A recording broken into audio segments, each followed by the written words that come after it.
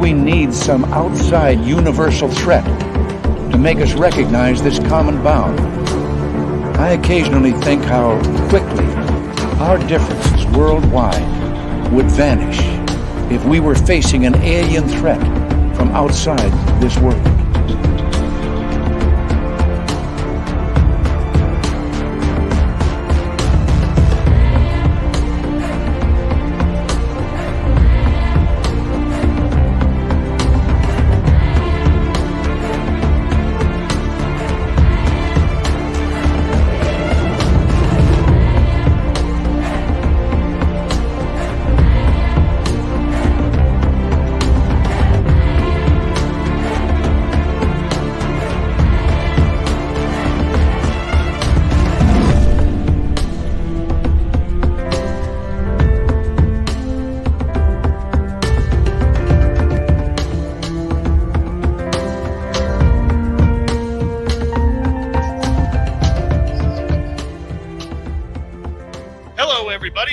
Spaced Out Radio. Tonight we are kicking off a brand new week of the mighty SOR as we get things going with Danielle Diva Borozan tonight.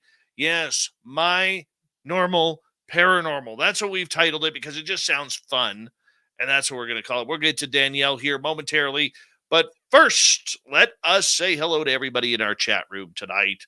Race fan in the gold medal position. Awesome Man B taking home the silver. Roy Boy with a bronze medal tonight. Simon Condon, Eris Mana, the gorgeous Cosmic Fleur. Les Paul Holland, Margaret Oliver. Good to have you all here. Thank you for coming on in. John Swan, lovely Lara. All the Worlds of Stage, how are you? By the way, All the Worlds of Stage will be signing autographs after the show. Line up to the left of the studio if you don't mind. To the left of the studio. Awesome Man Palmer, Big Dog, good to see you here. John Hinoyosa, nice to have you back, my friend. Space Cadet, good to see you. Space Cadet will be signing autographs after the show as well. Line up to the right of the studio, if you don't mind, to the right of the studio. Thurston Howell III, how's Lovey? Let us know if you don't mind as we continue on with our excellent roll call as we do it every night. Kentucky Robert, nice to have you here. Worsley, Sean G, Chasing the Truth, welcome to SOR Chat. Jason 688, nice to have you here. And Obi Flett, a pleasure. Hey, Holly, how you doing? You're looking gorgeous tonight. Yes, you are, and you know that. Joshua Godson, welcome. How you doing, man? And who else do we have hiding out here lurking? Geezer Prime, welcome to SOR Chat. Dirty Filth, how are you, my friend? Are you coming in drawing? Are you coming in? Should we give you a link? I'll send you the link. You can hop on in. Lovely LaDonna, how you doing? The stunning Lisa Compton. Gorgeous Gloria. Vaughn Patrick, good to have you all here. Mennonite Abe, thanks for coming on in and blessing this show. D. Cohen from D.C., how you doing, buddy? Nice to have you here. Dirty Filth again. Luscious Jewels. And there's the gorgeous and talented Nicole Sackich right there. Look at that. Dave's beard is looking TV ready these days. Yes, it is. Doug Shelby is here. The Doug Shelby has arrived. We can officially start the show. Toe Tag, it's been a while. How you doing? Terry Hall, looking good tonight. M. Bison, welcome. Yes, hello, sexy people, right there. That is truth. Truth on Spaced Out Radio right there. North Alabama Cryptid, how you doing? Michael Fontaine. Human Carl is here. One of our great veterans who listens to this show. We love our veterans around here. And make sure you give Human Carl a big thank you for his wonderful service to the United States of America. And George Hernandez, thanks for coming on in. Carfoon Ibre, Justin Maynard from Australia, how are you? Sweet Donna Seed, thank you for coming on in. Mr. Lurks-a-Lot, A Muse, good to see you here. Christoph, how you doing, buddy? Good to have you here, my man. Good to see you. And I think we are pretty much caught up. Millennium, I saw you hiding in here. Yes, there you are. There you are, my man. How are you? Good to have you here. Let's see. Who else we got? Ozzy, oi, oi to you. Rose Demaray, looking gorgeous tonight. Desert Rat, thanks for coming on in. Let's start the radio side here, people, because we kind of need that to go on. There we go. All right. And who else is here? Let's take a look. Well, Michael Fontaine's a veteran, too. We love you, man. Thank you for your service. Fapster, looking good, man. Looking good. Your head size looks like it's down at least 3 inches tonight. Good for you. Good for you. You must be dieting. Thomas Fessler, thank you so much for kicking off the super chat tonight. Very much appreciated. The super chat is a wonderful way to support what we do on this show on a nightly basis, but we are just taking a good look at it tonight. And yeah, Anonymous Rex, how you doing, Timmy? Good to see you. Your head is looking shiny tonight, by the way. We have 29 seconds before we launch this thing, and we are going to make it look good for you tonight. Yeah, hour 3. How about 4 more seconds of the Tic Tac video? 4 more seconds. We're going to get to that in hour 3, so you got to stick around for that. Yeah, very few people have actually seen this, but we're going to make it count. We're going to make it rock, and we're going to make this a fun show. War Eagle, nice to have you here. Dennis Zuniga, thanks for coming on in. Favor time, people. Horns up.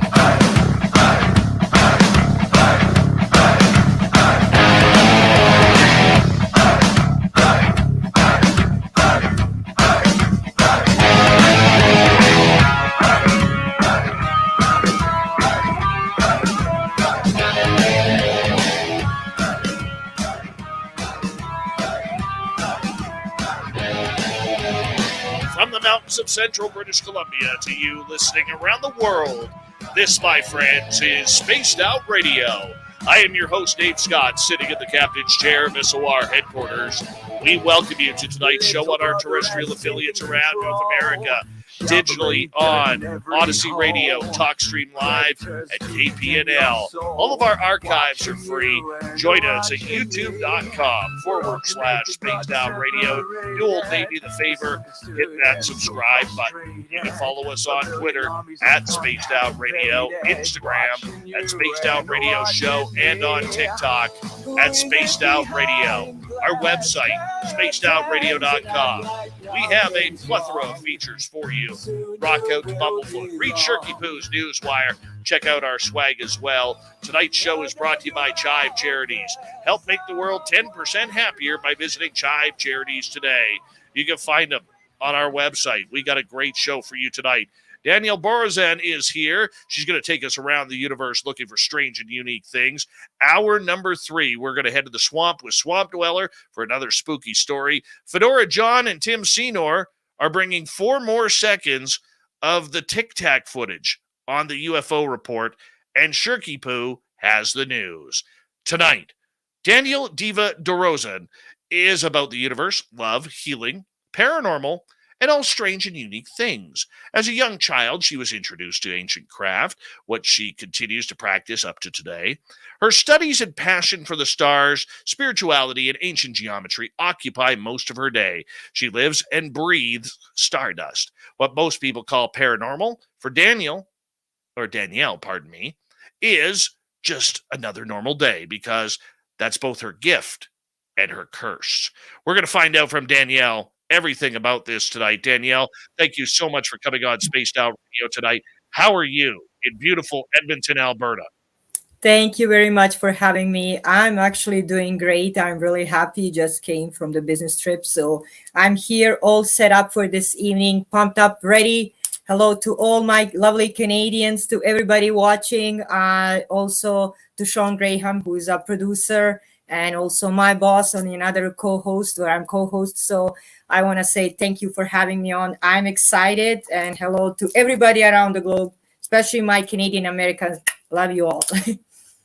Well, as a lifetime experiencer and a lifetime of searching, researching for who you are, let's let our audience get to know you a little bit here, because this is something, as you say, the paranormal is who you are. It's what you are. It's what you've been. It's what's defined you through your entire life.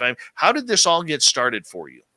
Well, basically, as a young child, I noticed I was different. I was capable of seeing and feeling the things. And in the beginning, of course, my mother would guide me and help me out and say, Daniel, these would be just the dreams that will come out the truth one day, and you will see it.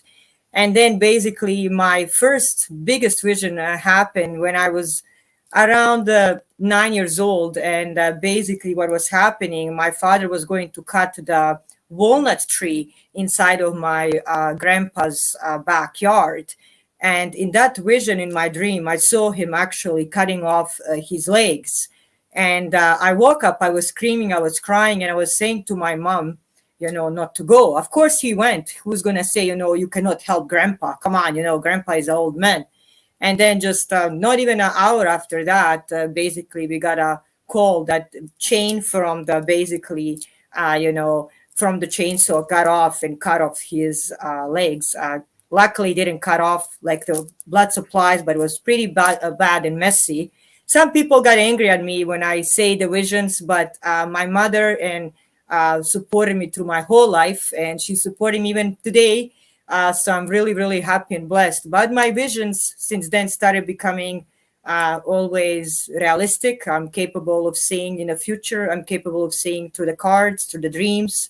I do astral travel, and I also help finding the missing people the best I can. And I do the ancient craft. When people think what ancient craft is, I'm not talking about the hocus pocus that we see in Disneyland. I'm actually talking about something that is really connected what our great grandmothers did, and that's the blessings of the house, cleaning of the negative energy, and actually supplying your heart and soul with the positive energy. So that's basically what I do every day. So for you, I mean, being able to predict and see the future, see the past, see what is going on all around the world, how does this work for you? How does it come to you? Is it in visions? Is it in messages? How does this work? Well, it depends. A lot of times, sometimes they call me, and you are my Canadian, and they call me Canadian Edgar Casey on the more than couple shows, and I started laughing. The reason why, because when I fall asleep, I do astral traveling or out body experience. So basically, my soul will go outside of my body or my spirit, and I'm capable of seeing certain things. Sometimes those things can be tiring. They will make me tired, and I need to rest, especially if I did see something that is negative. But if there's also things that are positive. I also see good things.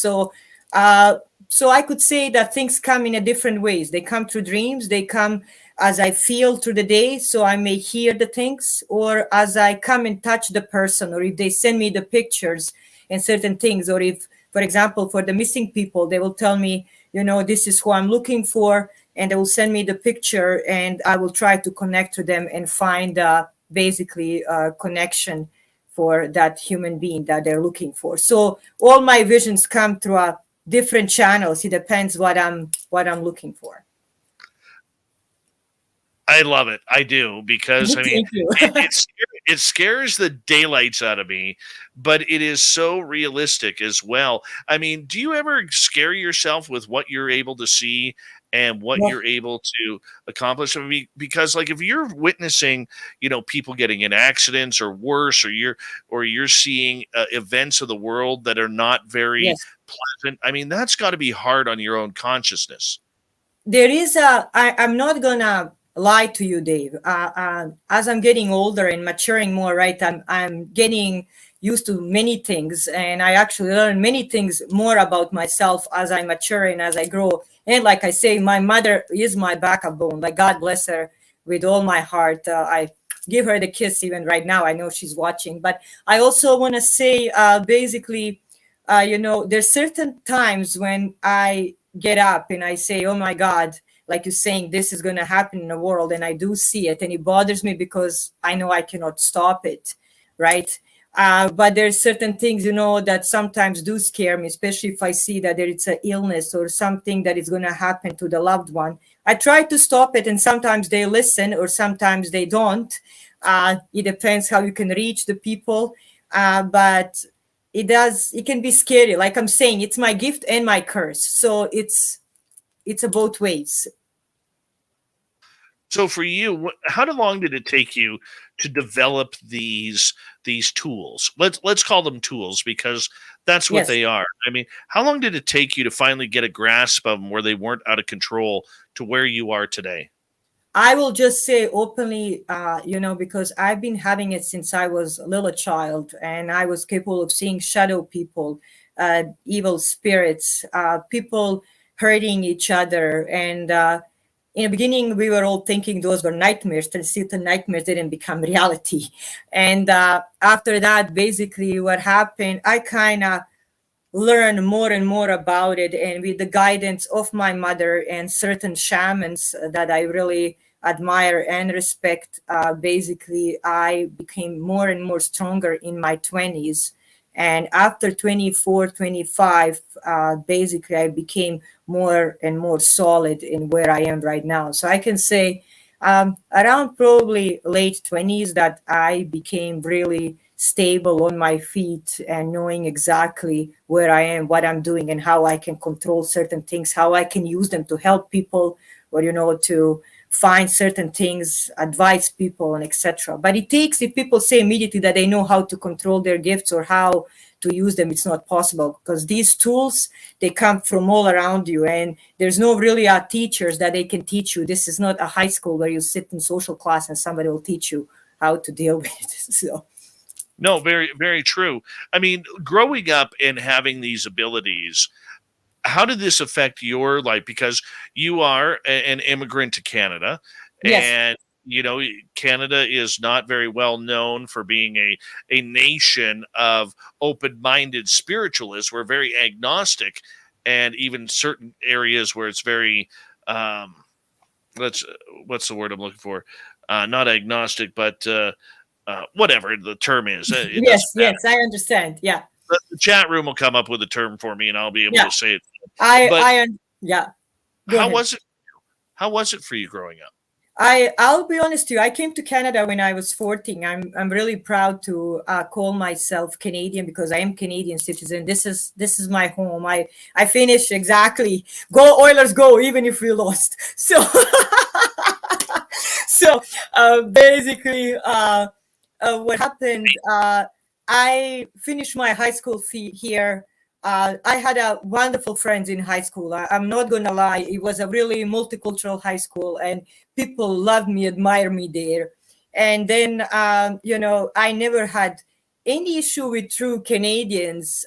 To be honest to you, it was more being scared of my own kind and the community that I'm coming from being judged that you're capable of seeing certain things than my fellow Canadians. When I came to university, I must say that's where my wings did expand because people really did accepted me and loved me for who I am. So I must say I never had terrible experience with any of my brother and sister Canadians, and I do love them deeply. I must say they are really part of who I am today. So for you, growing up this way, when did you know or figure out that this was going to be your lifetime? This was going to be who you are and how you were going to be defined as a person in helping other people find their own spiritual path, their ways, and their understanding of how this world works way outside what we see on a daily norm. You know what? In the beginning, like I said, I was using it for my own family and the friends. I didn't go too much out from my own bubble, if you can call it that way. And then my mother did actually become sick from the rectal cancer. And during that time, prior to that, I did have a vision of my brother who passed away as a young child, and he was coming into my dreams and warning me that our mother will become sick and that she will go through some terrible things. And then actually, I did see that directly in one of my dreams prior to her getting sick, just a couple months after that, actually getting the true diagnosis. And she told me that the lady who was dressed, and she wasn't scary like you see in Hollywood movies, but we can say she was cold. And she said to me, I will take what is near your heart. And that's written really in my book. At that moment, I didn't understand exactly what she was saying. So there's so many things that are close to my heart, and I wasn't capable, figuring out exactly who she wants. And then after that, when my mother got diagnosed, I started using more of my gifts to actually heal her. I entered more into spiritual world. I connected to our Aboriginal people here in Canada, especially to Nakota tribe from the Spirit Lake, Lac St. Anne here, that my mother got healed at. And I started entering Reiki. I started entering different drumming circles. And that's when I figured out that I can use my gift to help others. Especially, I will tell you something, Dave, what actually did kind of open my eyes. We were one day inside of the cross cancer basically hospital, and my mother just had her ostomy bag that, thanks to God, she doesn't have it anymore. She's totally cured. And then I was doing Reiki. As I was doing Reiki on her, I could see that her face was becoming relaxed and she was feeling better and better. And of course, she's on a morphine drip, and those make you nauseated, sick, and everything. And now my mother, her tension of the face, she started relaxing. Somebody who also has a medical background, I was thinking, I said, Mom, are you better? She goes like, please continue, please continue. And then I look at her, she fall asleep. I continuing the next day and the days after. And then some certain patients said, can you please do it for me? Can you do it for me? So I start helping some people around, and I figured out why I wouldn't help other people, the best I can. And then I started connecting with a medicine man. I started going deeper with the Nakota people into spirituality, and I connected my soul really with my spiritual gifts. And I said, this is what I'm going to do. I'm going to use every platform that I can to help people around the world find the healing, find themselves, and know that there's always option. That's how I started my journey. Would you consider yourself a spiritual healer, or would you consider yourself more an empath that has the ability to guide people to healing themselves? Empath, I'm not an empath, because empath is something that I found that people are now tossing back and forth. We're actually discussing that a lot last time on the show. As somebody who is born as a psychic and a medium that I am, I would say I'm more as a healer and a psychic of a medium than an empath. Empath is somebody also who went, Dave, my friend, to traumatic experiences a lot of times. So that's a lot of times when you will be empathetic and feeling a lot of emotions and energies around you, because these channels are now more open for you. And unfortunately, we live in this kind of world where people are more traumatized than healed. But I'm thinking we need more empaths in this world, and we need people to understand traumatic experiences of each other and help each other heal their souls. But I look myself as a psychic medium and a healer, and somebody who uses the energy to help others. That's how I look at myself. For people who may not understand how psychic healing works, because there's a lot of people out there who will believe that this is just a bunch of garbage. It's a bunch of woo. We don't get to. This really doesn't happen. We shouldn't put any emphasis on this. But you're contradictory to that, because of what you've experienced, what you've know, and what you have had to help or done to help people. So for you, how do you explain the reality of this ability? I will explain this in very two simple words. I question it even myself sometimes, even with these gifts. I question it sometimes. And when my mother became ill, and I realized, because my mother is cleared out by Cross Cancer here in Alberta, Institute of Cross Cancer. And I will mention clearly the name, oncologist Dr. Keith Tenkel and Dr. Dale Berg. They were the one who cleared her out. So, and that's also written in my book. My mother is a miracle, and she was almost metastasis. So she was 3.5 stage of a rectal cancer. So basically they removed also part of her colon or her rectum. She had an ostomy bag. It was a fight for her life. And I knocked at every door I could. And when I entered the spirituality, and when I used that on my own mother, including Reiki, including the healing, including the knowledge of our Aboriginal people, I realized that energy inside of ourselves and the prayer, power of a prayer and a hope and a faith can actually raise people from the dead. And somebody who is in a medical field a lot, I actually saw many of our patients bringing a lot of times people that would do miracles. I'm not talking, exchange your way of the healing yourself, or don't go to the doctor, far away from it, because that's also who I am too. But I'm also saying don't give up the hope, because I started basically their journey and using it when I saw that my mother is a miracle. And I wouldn't give it to anybody if my mother didn't get cured. And my mother is one of them. I know the feeling. My mother had a colostomy bag too from There you go. having colon cancer, and There you so go. I know exactly the pain and the trauma that goes through. It hits home a little bit right there in regards to it. But the healing process. How quickly does it actually come into play when you start working with somebody? It depends. Like I was saying, I was impressed and I was shocked even by myself while she was sitting there in the bed. And basically, they just give the CPAP pump. What is actually the pump that you press the morphine that basically will control your pain. So whenever she's in pain, you press it, and then this pump will give you basically the injection to intravenous, so it controls your pain. So she said to me, oh, Danielle, let's try this. And as I put my hands around her ostomy bag, and she was all bandaged up, of course, I could see that she was more and more relaxed, and her tension of the face, I couldn't believe it. Dave, I'll be honest to you. I had tears coming down my face because this is my own mother. This is, my hands are tied. There's not too much I can do. And then after that, another lady came up, and then I had people asking me, phoning me, and every day there's somebody asking for something. And I'm glad that I could help the best I can. But I'm saying everybody's different. But the first time I saw it, it started acting immediately. And I'll never forget my mom's face till the day I die. Absolutely. We got about 2.5 minutes before we have to go to break. At the bottom of the hour, Danielle Diva Borozan is our guest tonight on Spaced Out Radio. She is totally paranormal. Do you remember your first ghost?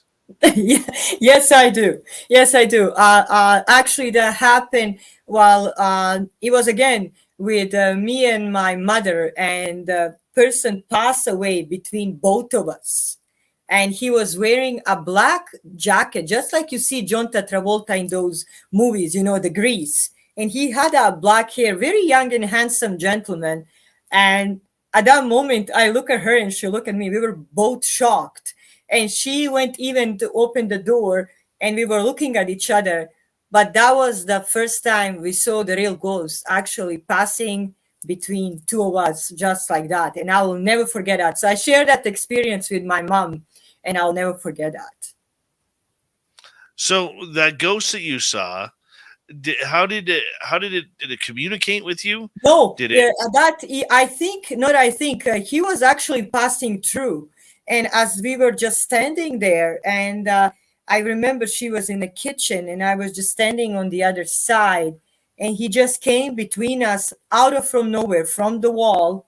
And at that time, we were living actually in an apartment, and he came through the wall, and we were both staring at each other. I couldn't believe, and it just disappeared. And I was like, that was a ghost, Mom, that was a ghost.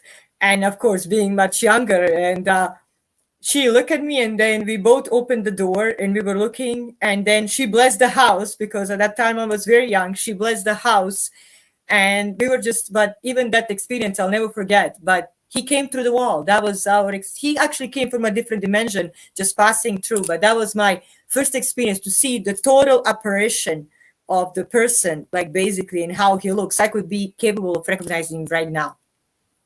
Well, we're going to get into more ghosts, more happenings, more Mother Awesome. Earth, more spirituality, maybe Awesome. some aliens if we Sure. can.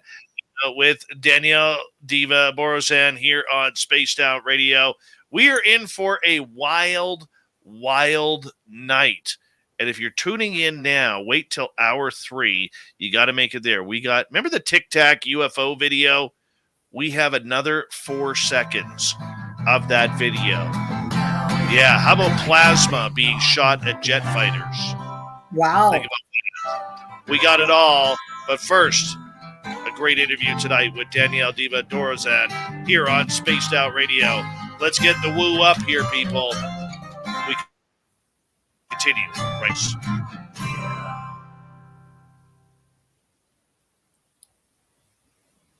All right, we're clear. Cool. Fun times. That's a good first half hour.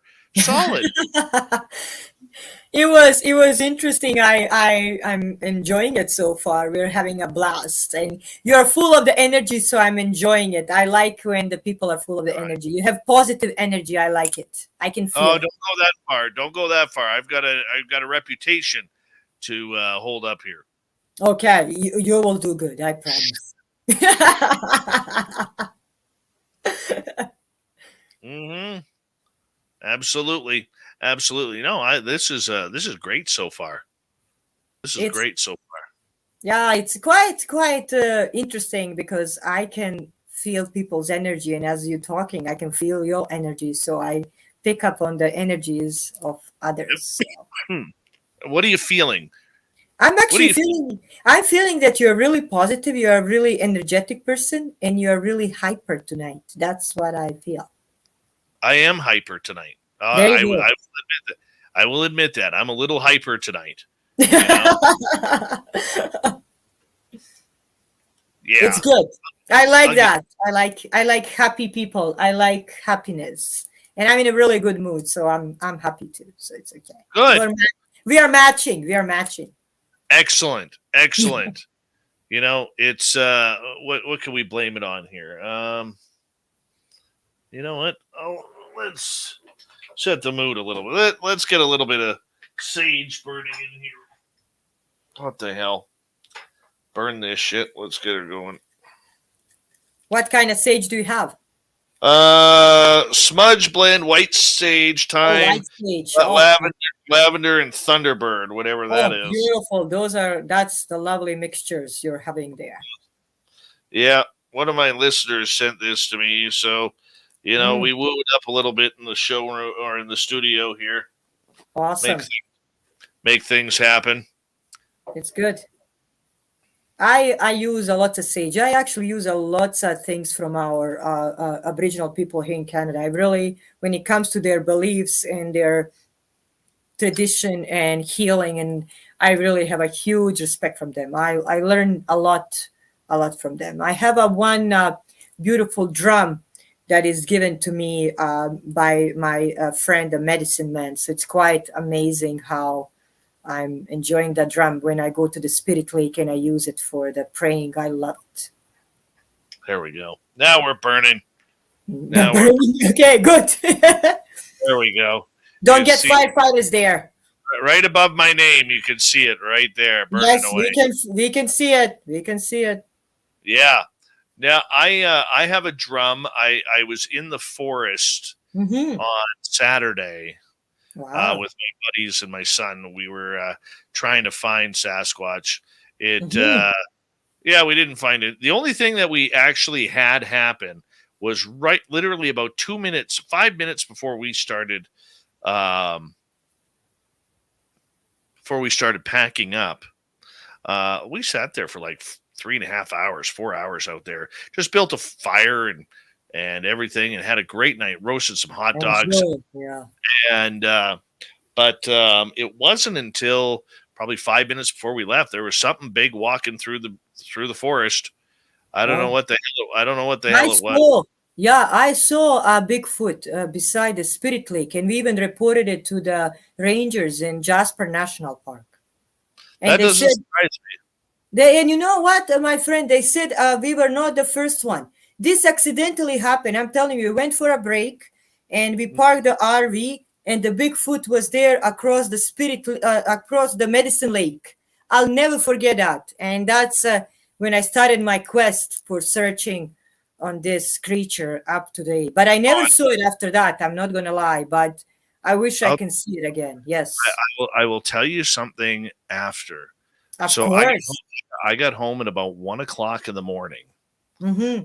and at 2:55, I woke up because I was taken. Oh, so you I were visited. I Ah, got oh no, I was more than visited. I I, understand. I and understand. there was this little gray dude there, except he didn't have the big black eyes. He had these like luminescent, bright green eyes, these almond shaped, Oh, and it was weird, man.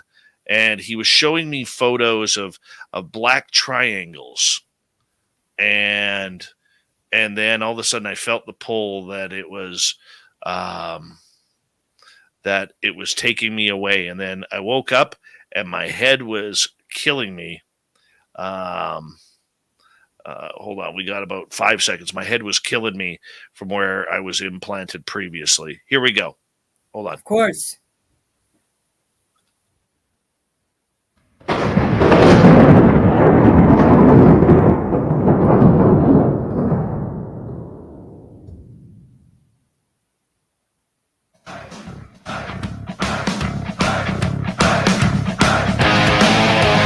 Second half hour of Spaced Out Radio is now underway.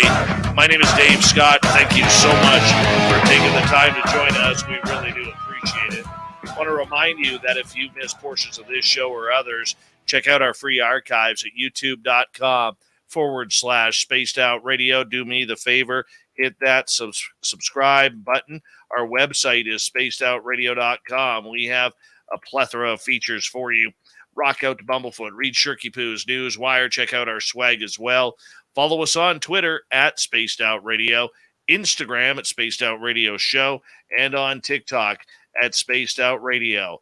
Author, psychic, futurist, and person who can read absolutely everything, so don't hold any secrets from her. Danielle Diva Borozan is here tonight on Spaced Out Radio. She is telling us some of her great paranormal stories. Danielle, welcome back. Thank you very much. Thank you. It's always a pleasure to be here. Well, since we're on the topic of paranormal, I would love for you to share some paranormal happenings that have really stood out for you. And like right during our radio break, you were telling us about how you actually had an encounter with Sasquatch in Jasper National Park between British Columbia and Alberta. Tell us about that. Yeah, well, basically, this is the true story. We went for a little break, just cruising around, and we have a big RV. So I was driving the big RV. Even if people go like, "Oh, come on, you're only 5'4" and you can drive the 35-foot RV." I said, "Come on, I can do it. Why not?" So I'm Canadian. We can do anything. So I was driving it, and I park it, and I was holding my little puppy, and everybody that knows me, they know I have my little Maggie. She's my daughter. She's my love. And as basically went to the Medicine Lake, so everybody can search Medicine Lake in Jasper Park, National Park in Canada. So it was just a viewing it, nothing else. And as we parked there, Maggie was kind of going across towards to the left. I want to go. And she's really, pulling and pulling, and I'm like, "Come on, okay, I'll take you across. What is the big deal about it?" So as I was coming across, I went across the highway because the highway is huge and there's only one lane up and one lane down, and then there's a mountain above there, and the lake is basically in a valley down. So I went there, and as Maggie was coming, I look at the trees, and as I look at the trees, what she's looking and barking at, I saw big evergreen trees. But then she continued going closer and closer. So I pick her up in my arms, and I'm like, "Okay, let me just kind of go a little bit up the slope," because the slope is just like a little bit. And as I look it up, beside the one evergreen tree, there's a huge, huge creature. And at that moment, I close and open the eyes. I first thought, like, do I seeing really well? And I saw this is like over 7 feet tall because it was bigger than one of the evergreen trees.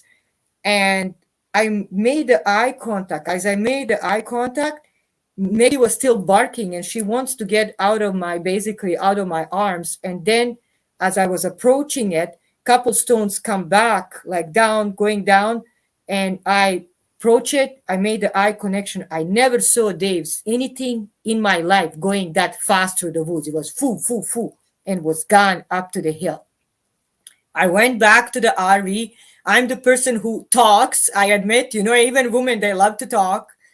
And I was quiet. Everybody was looking at me, but they didn't realize why I'm quiet. And then 10 minutes after that, I said, "Guys, I just saw a Bigfoot." And everybody was like, "What?" I said, "I just saw a Bigfoot." And we went back. We couldn't see it. I'm not going to lie. I went back many times after that. I didn't see it. but it was reported to Jasper National Park rangers. And I personally phoned and everything, but the ranger said, I'm not surprised. First of all, Jasper National Park is under the protection of the UNESCO, and it's under the seven basically miracles in the world because it's so beautiful and protected. So there's many things that people can find and see there. And then he said, we are not the first one. But what I'm surprised that now everybody that goes to the Medicine Lake, so many people reporting different things that they do have cameras exactly on the trees that are facing down the lake, and they're saying that creature is probably coming down the slope onto the lake. Now this lake is also miraculous itself because it disappears during the winter and comes back during the early spring, because there's so many caves under, and they say there's tunnels and everything. I talked to basically one of the Aboriginal persons from Pocahontas village nearby, and he actually told me that's the village that it's called Pocahontas. And he actually told me that they believe in them and that they did see them, and they call them actually the star people and the visitors from the other side. So this basically connection they had for already a long time ago.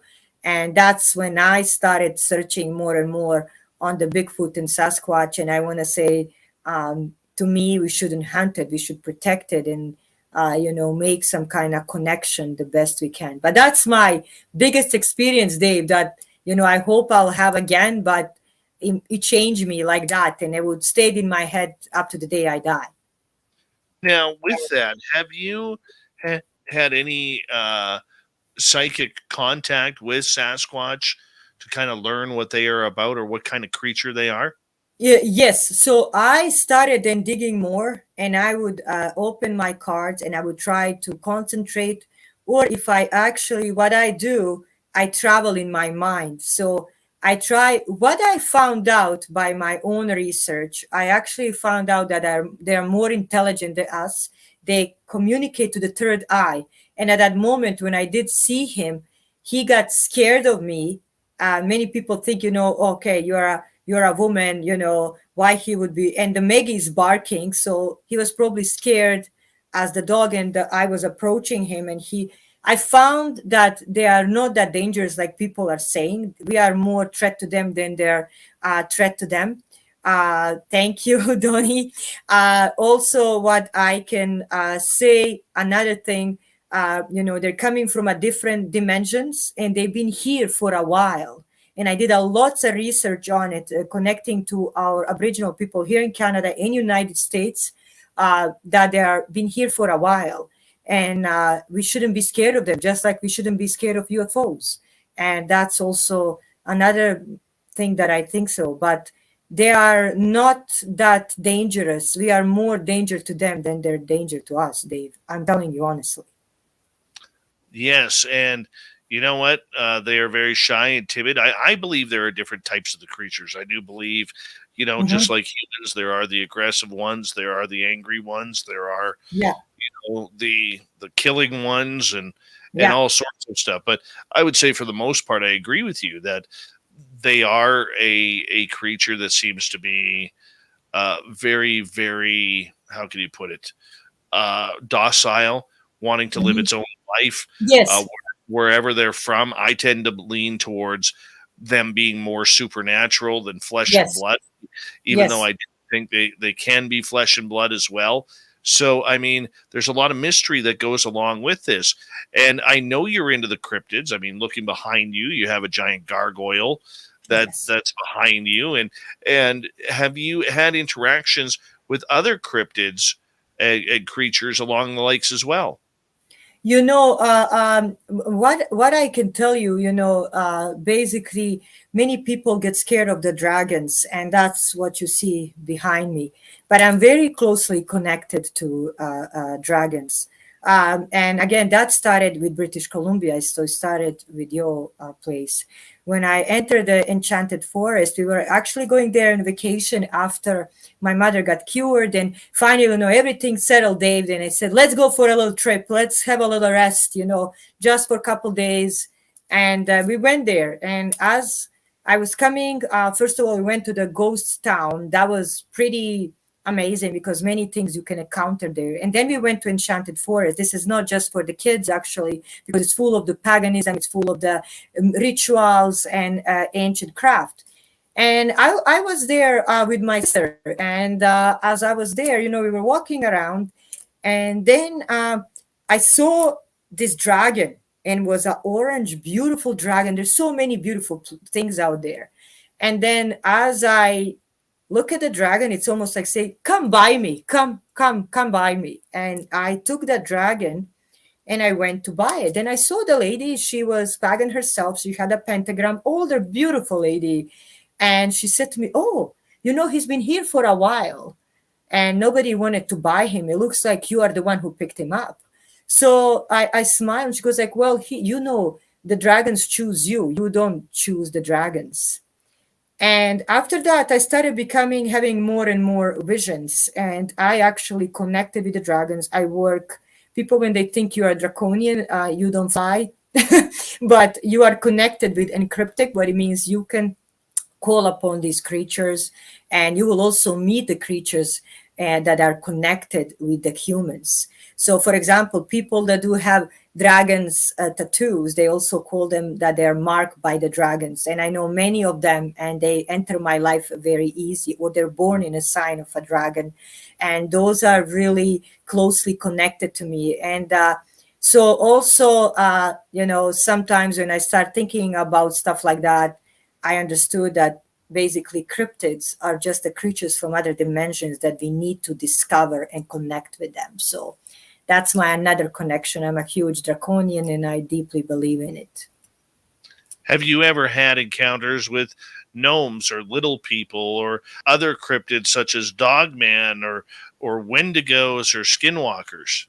I'll be telling you, the little people or the gnomes, I had it once and I had it in my house. And this was a very scary situation. And I'll tell you why. That evening, I was really, really tired and I sleep very little, very, very little. I need very little rest because I'm tuning to many different channels and I work a lot at night. That's when my brain works the most. And I did fall asleep. As I did fall asleep, I did see this little creature. My house is on a split level. So I saw this little creature coming up to the stairs. As he was coming up to the stairs, he couldn't enter because where I sleep, I have the sage and many things, and I'm really in a bubble. So you're not capable of entering. I have my own way of protection. But he was capable of attacking my mother. My mother was with me and she was resting, and the woman screamed. She said that he lifted her up, and she even described how he looks, exactly how I did see him. So not all the gnomes are pleasant. I managed to return him where he needs to go, and I actually know why he came, because sometimes the certain creatures are angry or they want to tell you something, and as you psychic and a medium, they come to you. When it's coming to the basically Dogman, I heard about it, and I'm working actually on a monthly column for Mr. Nick Valente, and I do write a monthly column about the cryptology for him each month. So I have to submit one actually tomorrow. So I didn't see it, but I deeply believe in it, and I believe that there's many creatures out there that we can meet and encounter. Shadow people I see constantly. That was my first vision since I was a child, and they actually come to me, they talk to me, they attack me when I was a kid, and I wouldn't play with them if anybody knows what they are. Yeah, shadow people are just of a different culture and breed Mhm. altogether. I mean, Yes. it's they can either be extremely scary or extremely positive, depending on who Yes. you're actually following. But for you, I mean, going through the gamut where you have had paranormal encounters, you've had cryptid encounters, spiritual encounters, attacks, and have you ever been involved with having extraterrestrial encounters? I will be honest to you. I did a lot of research on extraterrestrial. I connected with many paranormal researchers, professors, and the doctors when it's coming to that. So I enjoy studying it. I had one dream, and I shouldn't say it's a dream. I should say it's a vision, and I hope it never repeats again because it wasn't pleasant. And they came uh, through the basically a window, and I was sleeping, and all what I remember, uh, that I was pinned to the bed, so I was paralyzed. I couldn't move. There was no possibility, but I was awake, and I remember somebody putting something into my mouth. After that, I never saw them again, and I hope when it comes to that, that I don't see them again. I think that they come to test. I think they come when they're curious. They come because we are marked. Like I agree with our Paul Human, like the one that was Minister of Defense. He was doing a lot of teachings in Calgary and in Alberta. So I had a pleasure to hear him and to talk to him a couple times. So I must say I agree with him. 90% of them are usually not that scary, but just like in every galaxy, there are one that are, they can be really aggressive and testing us just like as we are testing them. But I could say anybody who does see extraterrestrial or has experience with any kind of paranormal, they get used to it. But that experience, it wasn't that pleasant. I didn't feel harmed. I just felt paralyzed. I just felt that I couldn't breathe. I got up. I was really wet. I didn't have any markings or anything, but I knew they were there. And I think that they came because they were curious of my knowledge and they wanted to see what I see about them. That's what I think. I'm surprised you don't have more, considering you're so connected to the other side. Usually, well, when people are this connected, there is a magnitude of contact from all sorts of creatures and beings from space to the other side that are trying to grapple for your attention at every minute. I I thought have you would. that. I have spirits and ghosts contact me constantly. Um, just like I can tell you openly, not even about 2 days ago, I had a visitor in my house that I had to bless the house and tell him to go away. I have people shutting off the TV and closing the TV. Um, I have shadow people. I have people texting me constantly to connect with their dead loved ones, and then I try to channel or to find somebody. And so I have those channels constantly open. But I'll tell you something about extraterrestrial, honestly. When it comes to them, if they want to channel me, I say something, leave me the message and go away. There's a things that in my head I keep very disconnected, not that much connected to them, because also I personally think that we shouldn't play with them, especially if it's somebody who has gift like me.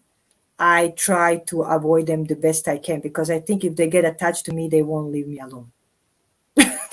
that's my that's my own thing. So people may feel different that they want to talk to them every day.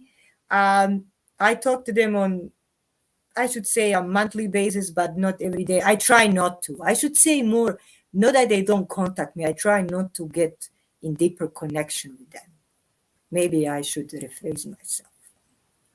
Well, you know what? You always have to be a little bit, a little bit careful with what you do want to bring in and what you want to be able to kind of control on your own. You always want to have that sense of control, don't you? Yes, and to me, I can control now that I'm becoming older. I can control many things, like I'm telling you.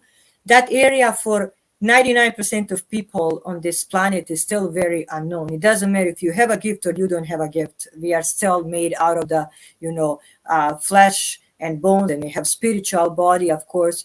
But my opinion about that, I respect them deeply. I think they're star people. I think we were never alone, and we are never alone either. So but I have a respect when it's coming to them, and I also try not to be that much channel into them. So if they want to channel me, I try to also block it, because I think many people that also play with them, sometimes they pay the price. And I did see that from some of the colleagues. I can say that they're gifted because after that, they couldn't stop it. So I try to control it the best I can. Very interesting. We got about 4 minutes to go here before we have to go to break here at the top of the hour. Our guest tonight, Danielle Diva Borozan, is our guest tonight, and we're talking all things psychic, supernatural, and why not? In hour two, we will take questions from the audience as well. But for you, Danielle, I mean, what do you like dealing with? Do you like dealing with helping people? Do you like dealing with the dead and getting them across to wherever they need to go? My main mission is helping people. So what I actually do, I get contacted constantly because people want the answers, and I also help a lot of times people to cross over. So when somebody is actually visiting you or stuck, or the dead loved one, basically the one who passed away doesn't know how to go where they need to go, I also enjoy helping them back or guiding them back. So to me, my main source would be spreading the light, connecting the light, past souls' life, and also, connecting people with their missions, because a lot of times people don't know what their mission is. So I do many different things, but I should say spirituality, where people, are trying to connect to their loved ones. I also do that. And past lives, I enjoy past lives. They are really my specialty. Oh, we could get into that. Let's get into that a Sure. little bit, because Sure. that is so much fun. It's so easy to just create a past life. How do we Yes. know if we really lived it or not? Of course, I first of all must tell you, I start laughing when people come to me and they always say, I was a king and queen, and I was a prince of England, and I start laughing. I'm like, really? And because it's psychologically, Dave, you would agree with me. If I tell you you were a king of England in your past life, you will immediately feel better. So some people like to play with people's minds, and that's unfortunately what they do. But there's people that are honest. First of all, you'll be capable of connecting to your past lives. So if I start reading your past life and I open the cards right now and I say, for example, Dave, in your past life, I see this and I see that, you'll say, oh, but that's now it makes sense why I like this. Or I'll say, Dave, you're doing the radio program because I see this is what you were doing and you were not finishing. So your past life is actually connected to the missions that you're doing today. Also, the birthmarks, some birthmarks will be connected. Your genealogy will be connected, and you will be capable of seeing the truth instead of basically connecting with it. I can say, but that's up to the Mr. Scott if he wants to say. Let's see if you're right, because I know what mine are. I know that you are a wolf for sure, 100%. You are a wolf. Really? Yes. I never got that. Mountain lion. I never saw a mountain lion, but I see totally the same moment as a wolf. And the other one is an owl. Owl for the wisdom. Yeah, owl for the wisdom. I was opening up spiritually. So the question was from our audience about what my spirit animal is. Yeah. And when I was opening up spiritually, working with my own personal guru, Pascal, I was continually seeing owls. In fact, I was seeing so many owls that I actually had an owl fly into the hood of my vehicle one night, and it scared me. But after that, I started getting very up close and personal, like within inches of having mountain lions stare at me in the face. But you were doing the reason why I'm telling you, those things are different. That's why you got two. Now we're talking three animals, but let's be honest. The reason. Let's get go ahead. The break, because this just opened up a whole new realm of fun here. Thank you, Mr. Donnie Joe, for bringing this up. He's awesome. Donnie is awesome. We will take questions from our audience and our guest, Danielle Diva Borozan, when we return for hour two of Spaced Out Radio right after this. All right, we are clear. I'm going to just step away for a bathroom break. We got 6 minutes. I will be right back. I'm going to put you back in the green room, okay? No problem. All right, I'll be right back. Be right back, people. Be right back.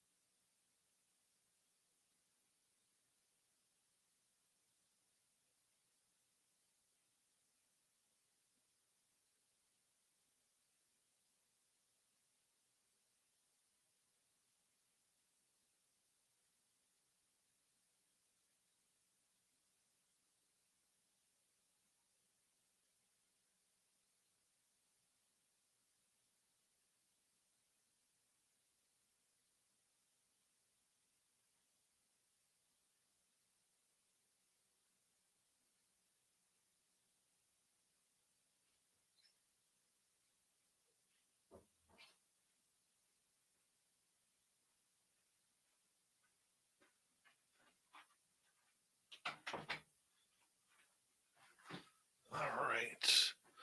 There we go. Bring you back. You still having fun? Oh yes, I'm enjoying. Good. But I will explain you. I will explain you why you're a wolf when we come back. Okay. I'll You tell you you see. why. I'm excited. Good. Me too. We got about 2 minutes. No 2 problem. Because there's a different way of doing the spirit animal. And I'll tell you. It's quite Works for cool. me. Of course. I'm looking That's why forward. you're a fighter. You are a fighter through the life, Dave. You are a big fighter through the life. You've been through a lot. I can tell you that. You are a fighter of life. You are a good person and a big fighter in life. Oh yeah, a few times. A few times. Hi, Mr. Catfish. How you doing? Hey, Super Duke from World Bigfoot Radio. How's the hair tonight? Give us an update if you don't mind. Mr. Cowley, welcome back to the show. Oh, Mr. Cowley loves his spaced out radio. The Eldrad, how are you? This only happens in Canada, I'm telling you. It happens all over. All over. Who else am I missing here?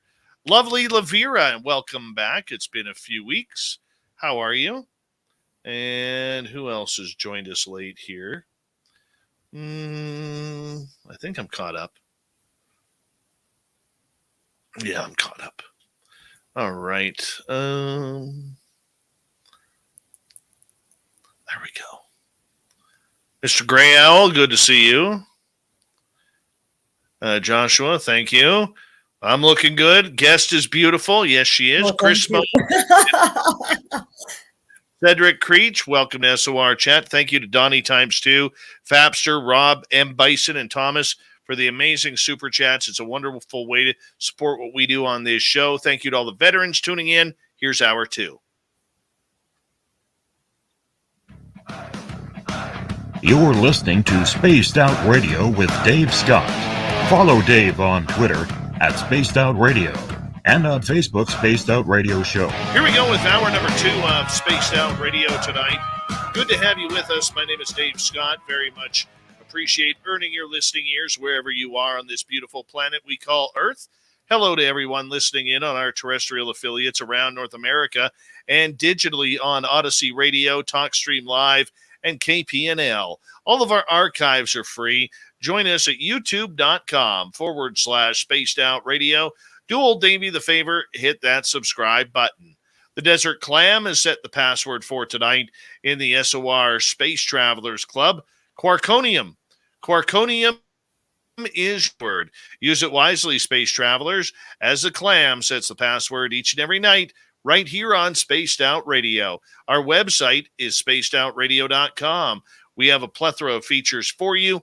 Rock out to Bumblefoot, read Shirky Poo's Newswire, check out our swag as well. Follow us on Twitter at Spaced Out Radio, Instagram at Spaced Out Radio Show, and on TikTok at Spaced Out Radio. Psychic, author, researcher, Danielle Diva Borozan is our guest tonight on Spaced Out Radio, and we are going down the rabbit hole with a lot of different topics tonight. And why shouldn't we? Why shouldn't we? This is what it's all about. This is what we do.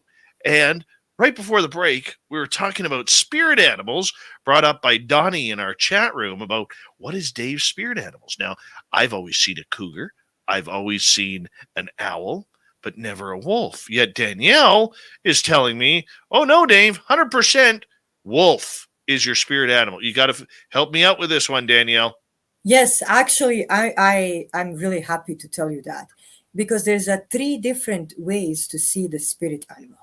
There's a one where actually Aboriginal person or a shaman or a guru, however you want, a medicine man, can take you through the traveling, and that's when you connected to the spirit animal that you see, and that's the one that you are talking about. And then there's a one that a shaman, a psychic medium, medicine man can recognize inside of you. And that's basically the traits or the personalities that they see in you as they feel your energy. So those are the different things. And that's why I'm saying you're a wolf.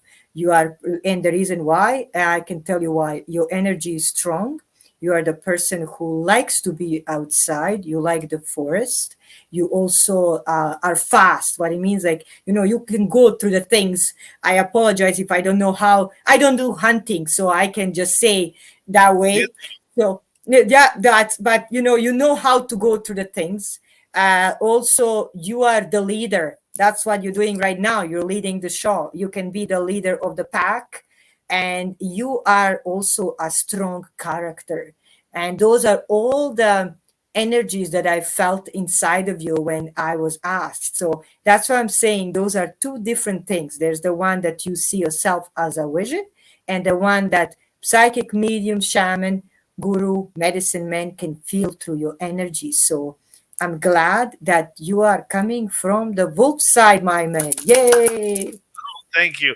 Now I'm curious. What else are you reading about me? Now I'm curious now.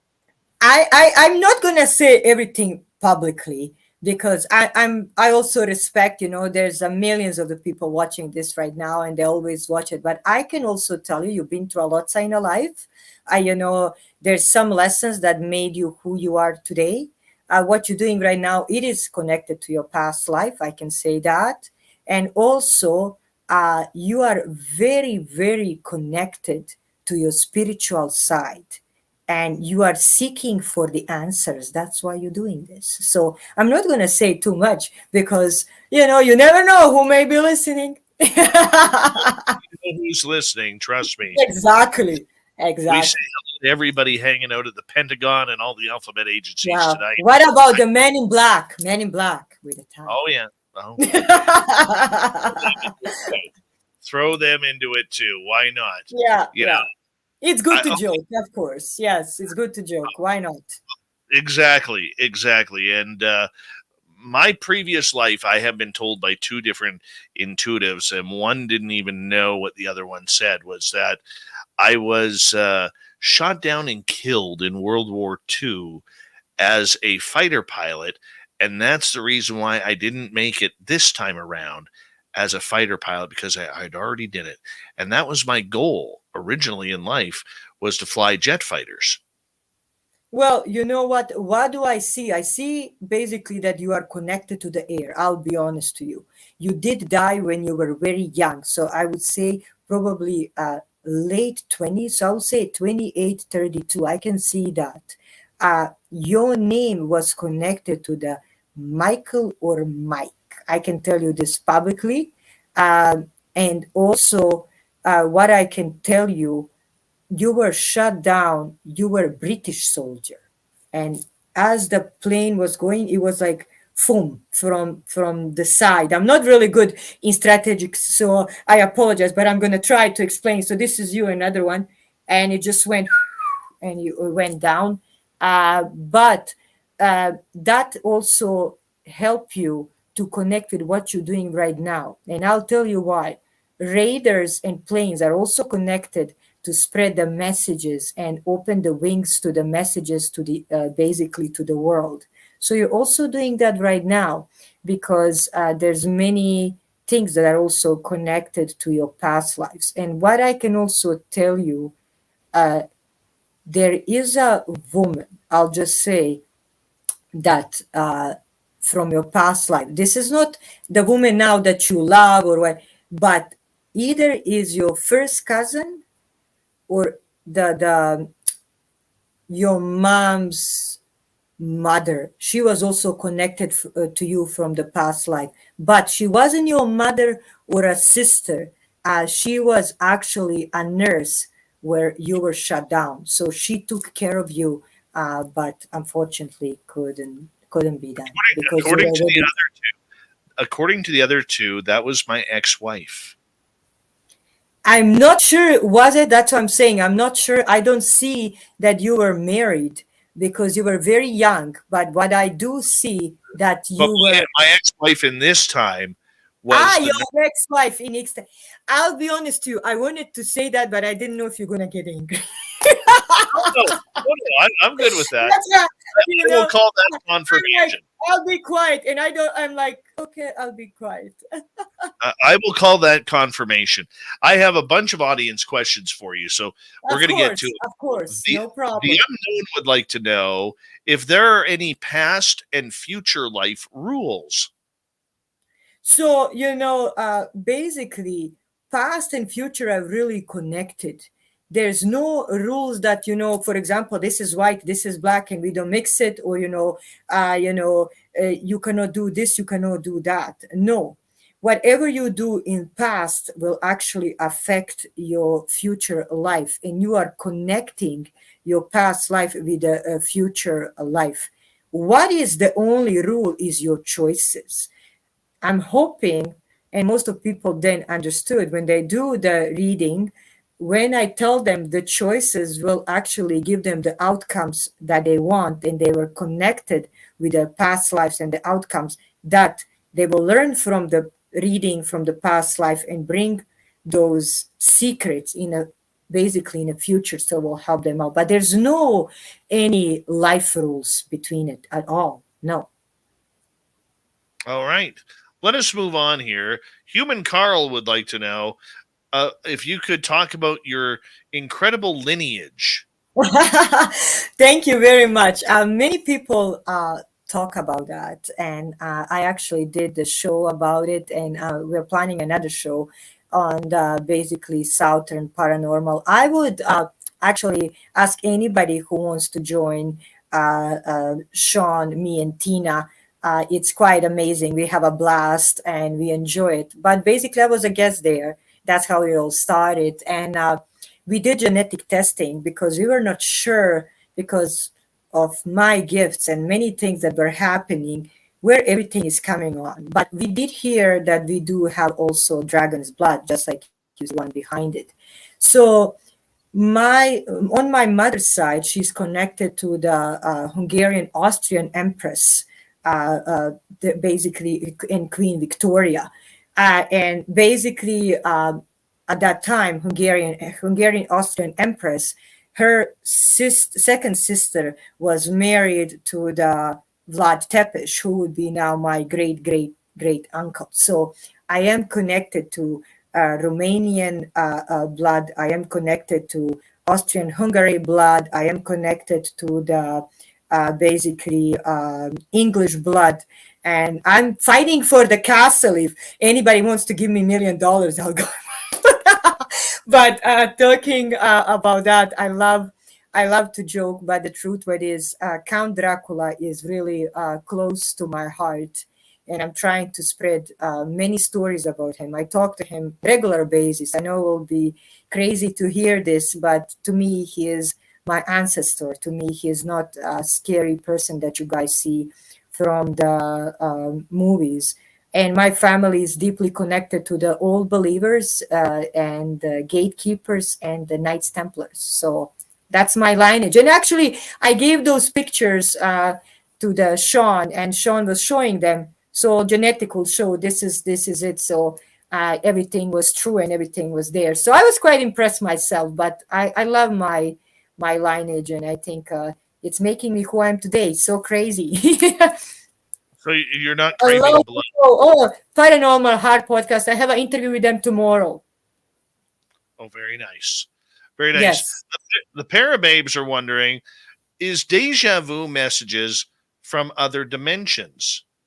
Yes, most of the time that's what it is. So if you're getting basically having those ones, please pay attention to them. Or sometimes if you're having so many, you can write them on a piece of paper. Just people think I have to spend millions of dollars. I just say go to the dollar store and just buy a regular notebook and just put those ones, and then you will see that these are actually the messages that you're getting.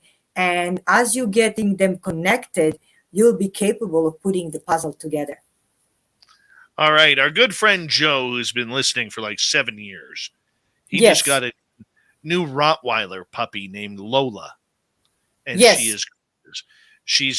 we've adopted her as our official guard dog of Yes. Spaced Out Radio. And he is wondering, is Lola his spirit animal? I'll be honest to you. That's why I was repeating immediately. Yes, I can see her actually totally being part of who you are. This is very rare.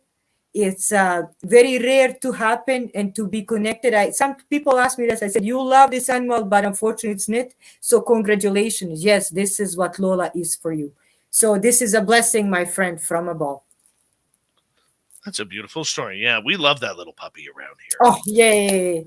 Very rare to happen, by the way, Dave. Very rare. I'll be honest to you. If it's not, I'm very honest. I would say, sometimes people tell me, oh, I love this guy, especially the woman. I'm falling in love with him. I'm saying, no, I'm sorry. Or I love this. No, this is not what it is.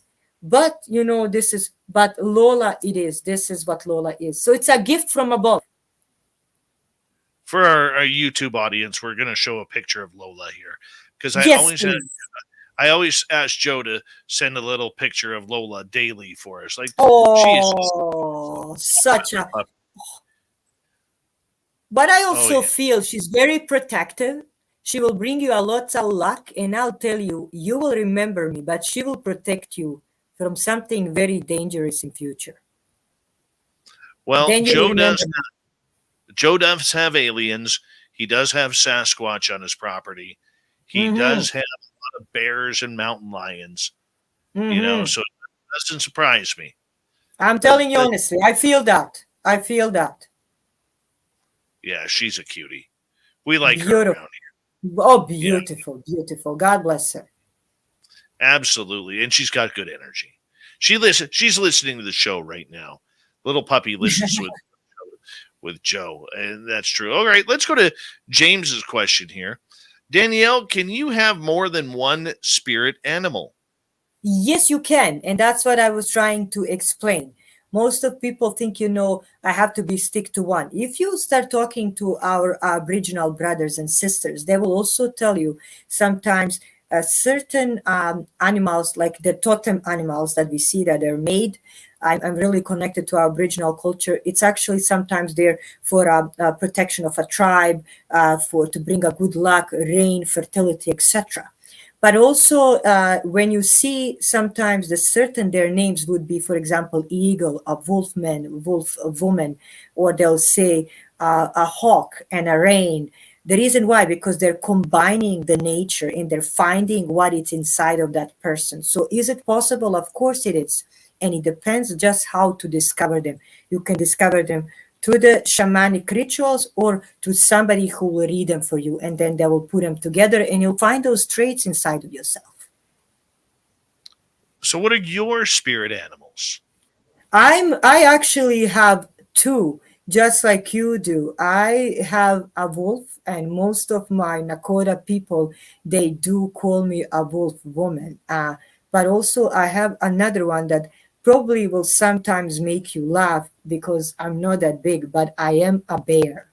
And the reason why they recognize that when they were taking me traveling is because I'm very also protective as a woman. So I'm protective of my family, my loved ones, everybody that I love. So and a lot of times you'll see my friends calling me a mama bear. So that's what it is. That's where it's coming from.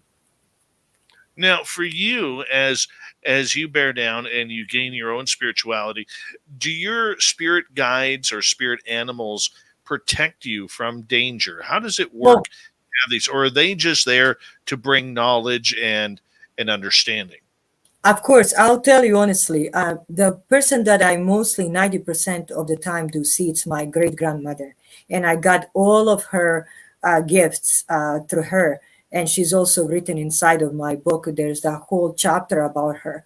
She comes and she guides me and she protects me. She gives me a lots of messages. So it's my brother, my brother who passed away. So they are two of my main spirit guides that give me a lots of directions, light, and protect me a lots of times from certain things that will happen, or they give me the messages from the other side.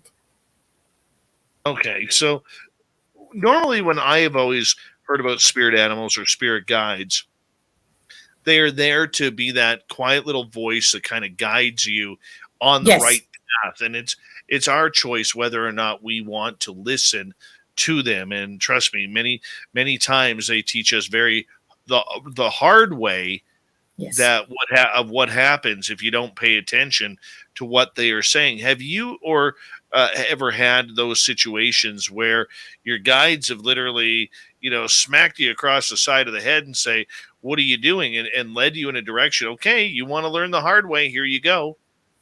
Uh, um, that happened most of the time when I was younger, and the reason why, because I wasn't capable of listening to them really well.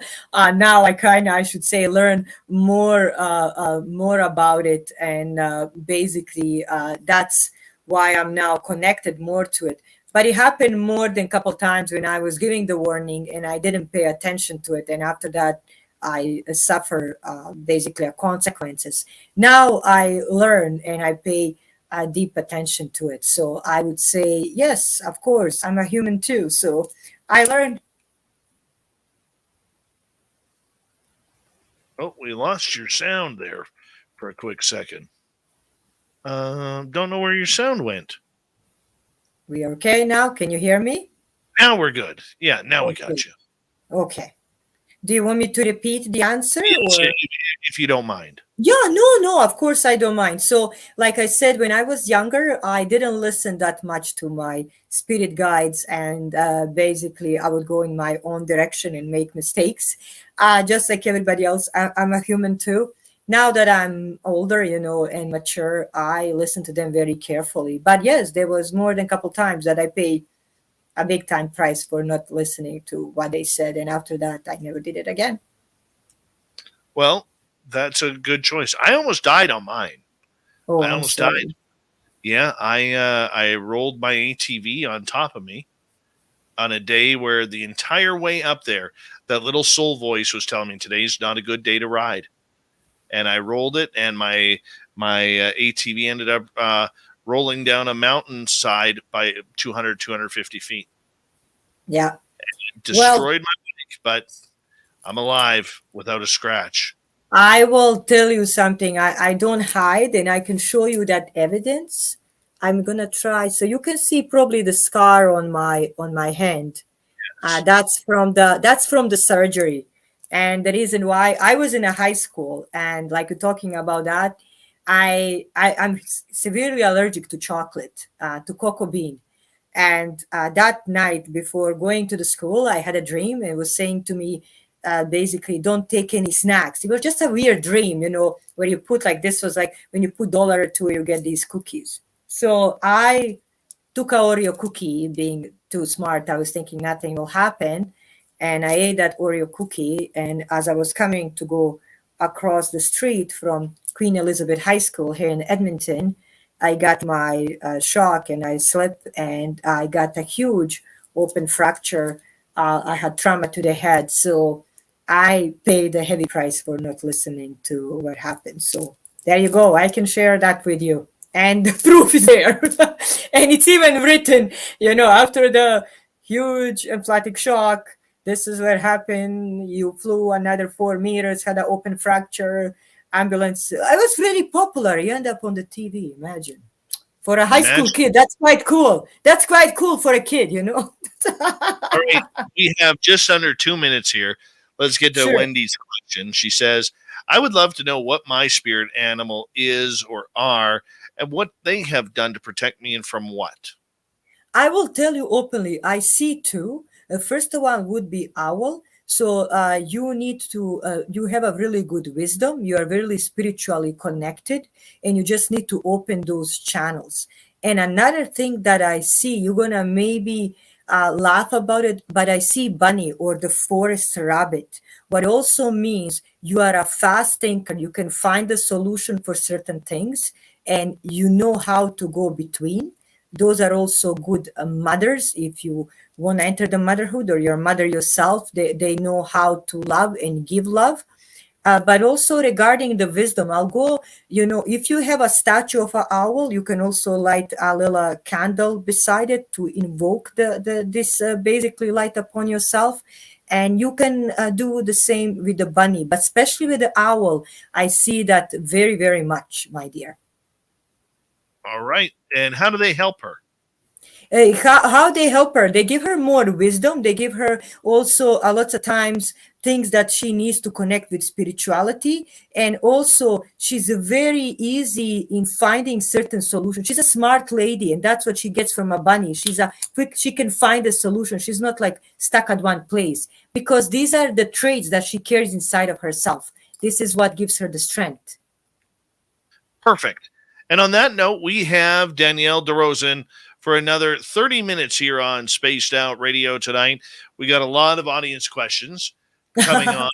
And, hey, we're going to try and fit them all in here, because that's what we do. I hope you're enjoying yourself tonight, Danielle. Oh, I am enjoying very much.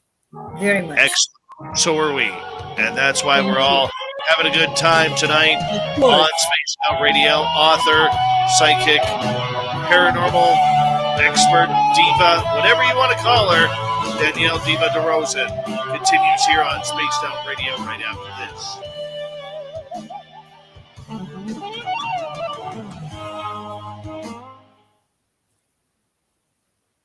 All right, we're clear.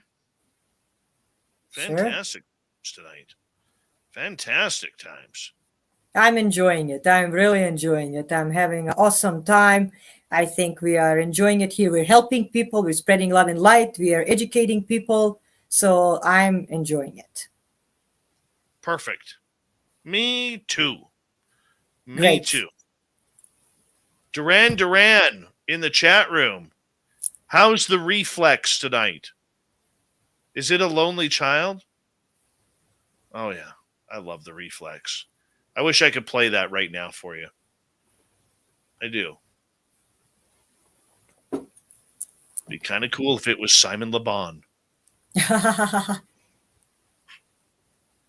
See. Come on, everyone. Let's start singing the reflex in lyrics in the chat room. Let's do this thing.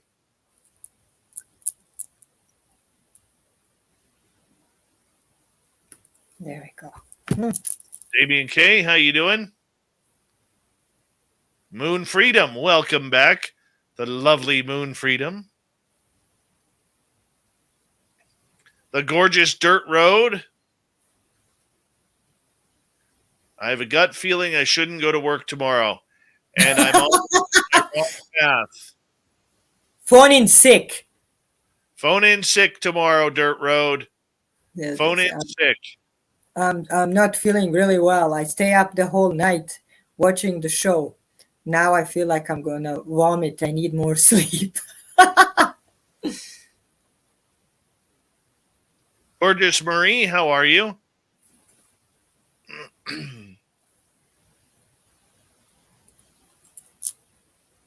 Come on, everybody. The reflex is a lonely child who's waiting by the park.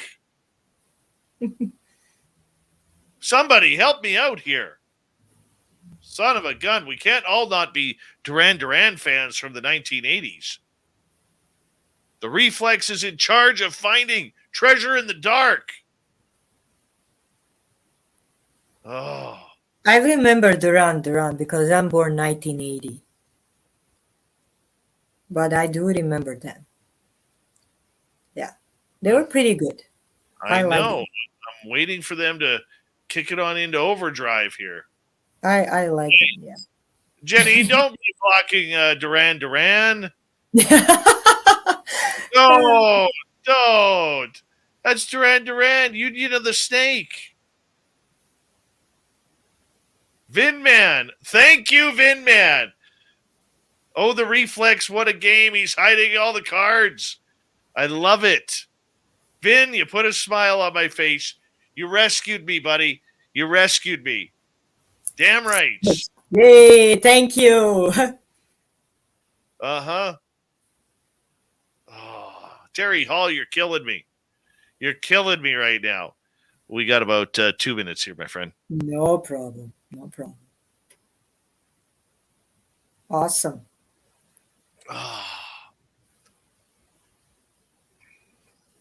I love your flag. I have the same one that I got it from the Olympics. So Nice. Yeah. Nice. I don't know how I ended up with this one, but I did. I did a photo shoot for when they did the Olympics before the COVID. So I was kind of just modeling their apparel, the hoodies for Canada. So Right. I got him from the Bay for free. So I was so happy. I got everything. I'm like, yes, I'm all Canadian now. So I was so happy. Yeah. I love that hoodie. It's still really my favorite one. Right on. When I travel to States, I always have it. And they go like, oh, there's a Canadian girl. I go like, yeah, because they can see the big sign. I love it. Oh. Boy, the chat room is moving fast tonight. Good. People Fast. are interested. 1 I'm minute happy. to go. 1 minute. Please, if you want questions, do me a favor and put them in capital letters. Makes life easy for Dave to find them in the chat room. And We got about 40 seconds here. No problem.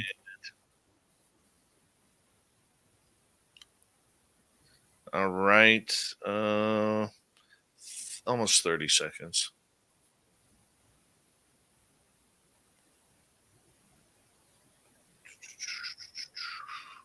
Big thank you to Thomas, M. Bison, Rob, Fap, and Donnie Cho ×2 for the awesome super chats tonight. Very much appreciate all your support on Spaced Out Radio. Thank you to all the veterans out there. And remember, you can get your SOR swag by going to our website, spacedoutradio.com. Here we go with the second half of the show right now.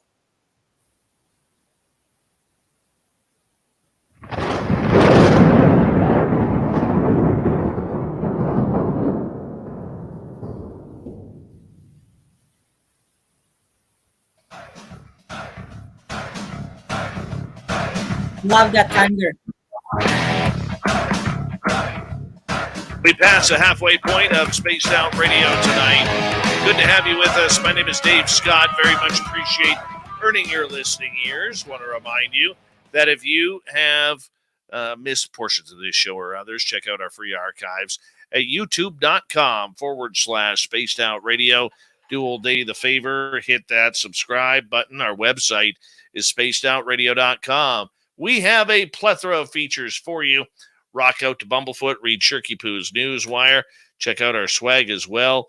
Follow us on Twitter at Spaced Out Radio, Instagram at Spaced Out Radio Show, and on TikTok at Spaced Out Radio. For the final time tonight, we bring in author, psychic, researcher, paranormal diva, Danielle Diva Borozan, coming on in, breaking it all down. We got a bunch of audience questions.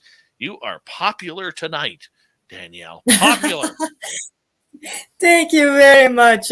I was laughing. I must tell you something that everybody can laugh. The other day, I was doing a reading, and people send me basically request on a Facebook. They want a reading, and I do the reading. Plenty of them. And then there's 2 teenage girls, and they said, "We would like to have a picture with you." I said, "Why? You are celebrity to us." I said, "Yes, I'm like Tom Cruise." Oh, we started laughing. So I was quite laughing, but it's enjoyable to see that I'm actually in the hearts of people and that people are getting connected to me. That's what makes me happy. So thank you. That is awesome. Let's go to Shelley's question here. Can you explain why animals just come to someone, all types of dogs, cats, horse, birds, frogs, butterflies, etc.? Yes, first of all, that's not something that we don't see every day. We all have somebody in a family, or we know a friend that you see, they were capable of petting a wild wolf or a wild cat or whatever. The reason why these people have a really positive energy, they're really spiritual. And one more thing, they are actually more connected to the nature, love of the nature around them, then they're connected to humans. Animals do feel these connections, and that's why they feel like they're actually going towards to their own instead of going towards to the human. It's a very beautiful gift, very beautiful gift. All right, let's go to Joshua here.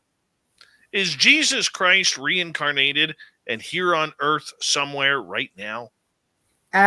I can just go like this. As somebody whose family is part of the gatekeepers, if somebody knows what gatekeepers mean, what it means, they're all believers, somebody who believes in all traditions, the Bible, and followers of the Jesus Christ, and being a Greek Orthodox, and that's my background basically. I can just tell you, he's not reincarnated. Yes, he will come very soon. I had a show about that, but he will come soon and be here with all of us. But his spirit is always around us. But right now, he's still not on the earth. All right. The unknown would like to know, are spirit animals supposed to do something? Yes, those are the traits that we have inside of us. So basically, just like I was explaining to our friend Dave here, that's why he's a leader. He is wolf pack, or he's capable through the owl to see the wisdom, to be connected, to love the nature. But if you invoke them, what it means, you have that statue, or you can even in your mind light that, just a simple little tea, tea, light the candle and say, I want these basically gifts to come upon me. You will get more and more of these traits inside of yourself, and you'll be capable of getting basically around more than just not knowing what they are. All right. Vaughn would like to know, how do I contact you in Edmonton, Alberta for a reading? The best thing would be, you go on my Facebook, so it's Danielle Diva Borozan, and then basically, what do? Just leave me a message, and then no problem, we will be capable of arranging a reading. And just to tell you guys, nobody comes to the Edmonton, but I also do a reading through the Skype. They are very private, or on a messenger. And everything that comes, is the same, just like you are there. There's no any difference. And I have basically some of the high clientele that I'm not going to mention the name, up to the ambassadors from different countries. So that's what I can say. Who are my spirit guide? Yes, I read that. I can just openly tell you, your spirit guide is your great grandmother. She comes a lot around. You are a very spiritual lady. You have a big heart. And she also brings a lots of warmth, like you have a warm heart to it. Another, you have a guardian angel. Now, this is not your relative. This is not somebody that is connected to your bloodstream. This is basically a person that is given to you.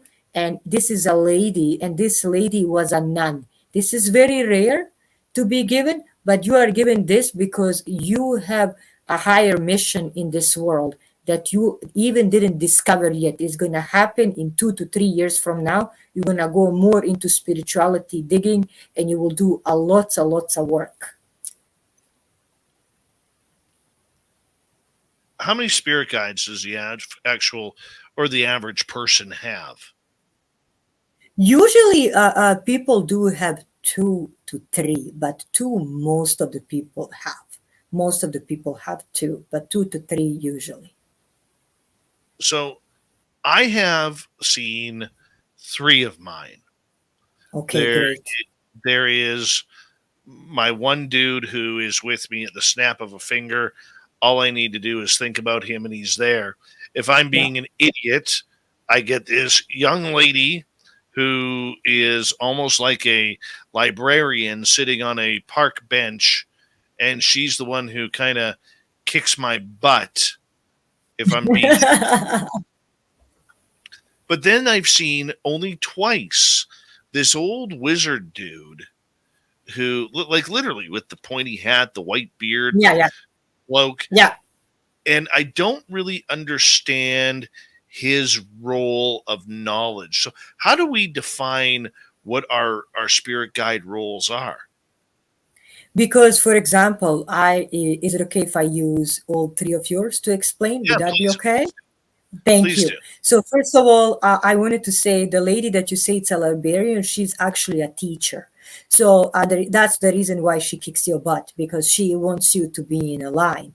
So she's there mostly, and that you already figured it out. So when you have your spirit guides and you realize what they're for there, for example, one is kicking your butt. Her role is also to put you in the direction that you need to go, or to tell you, no, this is wrong, this is what you need to do. So she'll be more like somebody who's like correcting the things and trying to help you out where you need to go.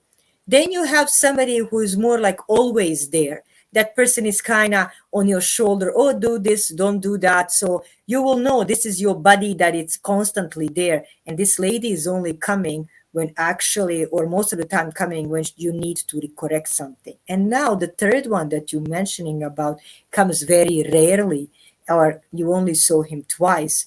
It's because wizards are very rare, but he came to you to open your spirituality. Now, Dave, you are very spiritual. You are very connected to the other side. You're very connected to paranormal, extraterrestrials, and universe. So I'm not surprised that somebody we can use like a Marilyn came to you. And the reason why is because he wants to support you in your visions. he was very deep. That's what I like. Yes, that's what I'm Like saying. very tough for me to understand. Like he almost spoke, in phrases almost like, and this will sound laughingly to our audience. He almost sounded like Yoda, like Yeah. speaking almost in tongues or riddles or whatever. And the reason why, like I was telling you, he is giving you more knowledge, and he's telling you, okay, you can do this, and the reason why he's giving you riddles, he wants you to think just like you're thinking right now. He wants you to know you have capacity to do more. You are very a person who's capable of achieving more when it's coming to spirituality, when it's coming to connection to the other side. Good. If he can teach me how to diet properly so I can lose some weight, I'd be happy with that. Very Okay, I'll happy. I'll Let- help you. right. Let's move on to Holly here. Are you all RH negative blood type? And what is my animal? She is asking. I personally am, and I will tell you, I found out that long time ago, accidentally, when I had my surgery. So I find out. So that's what I am. And your animal, I must say, it's very rare to see this, but you are a woodpecker. And the reason why I'm saying you are a woodpecker, I see that you are somebody who has a wisdom that is coming through the trees and through the sky. So this is very rare. So what I would advise you, Holly, if you can go to the shaman, if you cannot go to shaman, you can even contact me, or whoever you want to contact. But what you are capable, it's quite amazing. You have some of the digging, and the reason why I'm telling you, you are capable of digging into deeper knowledge. So if you just dig deeper into yourself, you can do more. You're not just an empath, you have a gift that you need to kind of dig a little bit more about it, and don't be scared. So quite beautiful, yes. And 99%, are RH negative, and that's what I am. Okay, let's move on to Bama here, who is asking, what is her spirit animal, please? Psychics have a hard time reading me, she says. I love, first of all, this person, and the reason why, because I felt the energy through it, and it's almost like, if I can say, what I see, it's like blocking, blocking, blocking, blocking. Like I'm building the blocks, just like when we have that cartoons, when you see the cartoons putting the bricks and they're building the wall. You don't have to build the wall if you want somebody to ask you certain things, and that's why sometimes people have issues with reading you. But I can tell you openly, and what I see at this, you are really clever, you are smart, and you have a lots of wisdom, but you are a fox. And don't put the blocks on. I sometimes have the men that I love, I'll be honest to you, sometimes I text and I pretend, I said, I know you're reading the cards about me. You don't have to hide. And they say, calm down and quiet. I'm like, next time you have to tell me what you do, or what they say. So I see him right now. Like I see this person, like basically in their mind building the blocks. So that's why the people have an issue reading you. So if you won't have a reading, just let it go. So there you go. But you're a fox. You're clever, smart, and you have a lots of wisdom and knowledge. Excellent. That sounds fun. Thank you. Let's go to Chris Teen, who is asking, Danielle, do you believe that all people are star seeds? And if so, what would mine be? I believe, I will be honest to you, as somebody who has been in a medical field, for a while, the basically the theory that we all come from the monkeys is, it's not a theory anymore. Nobody knows where originally we're coming from.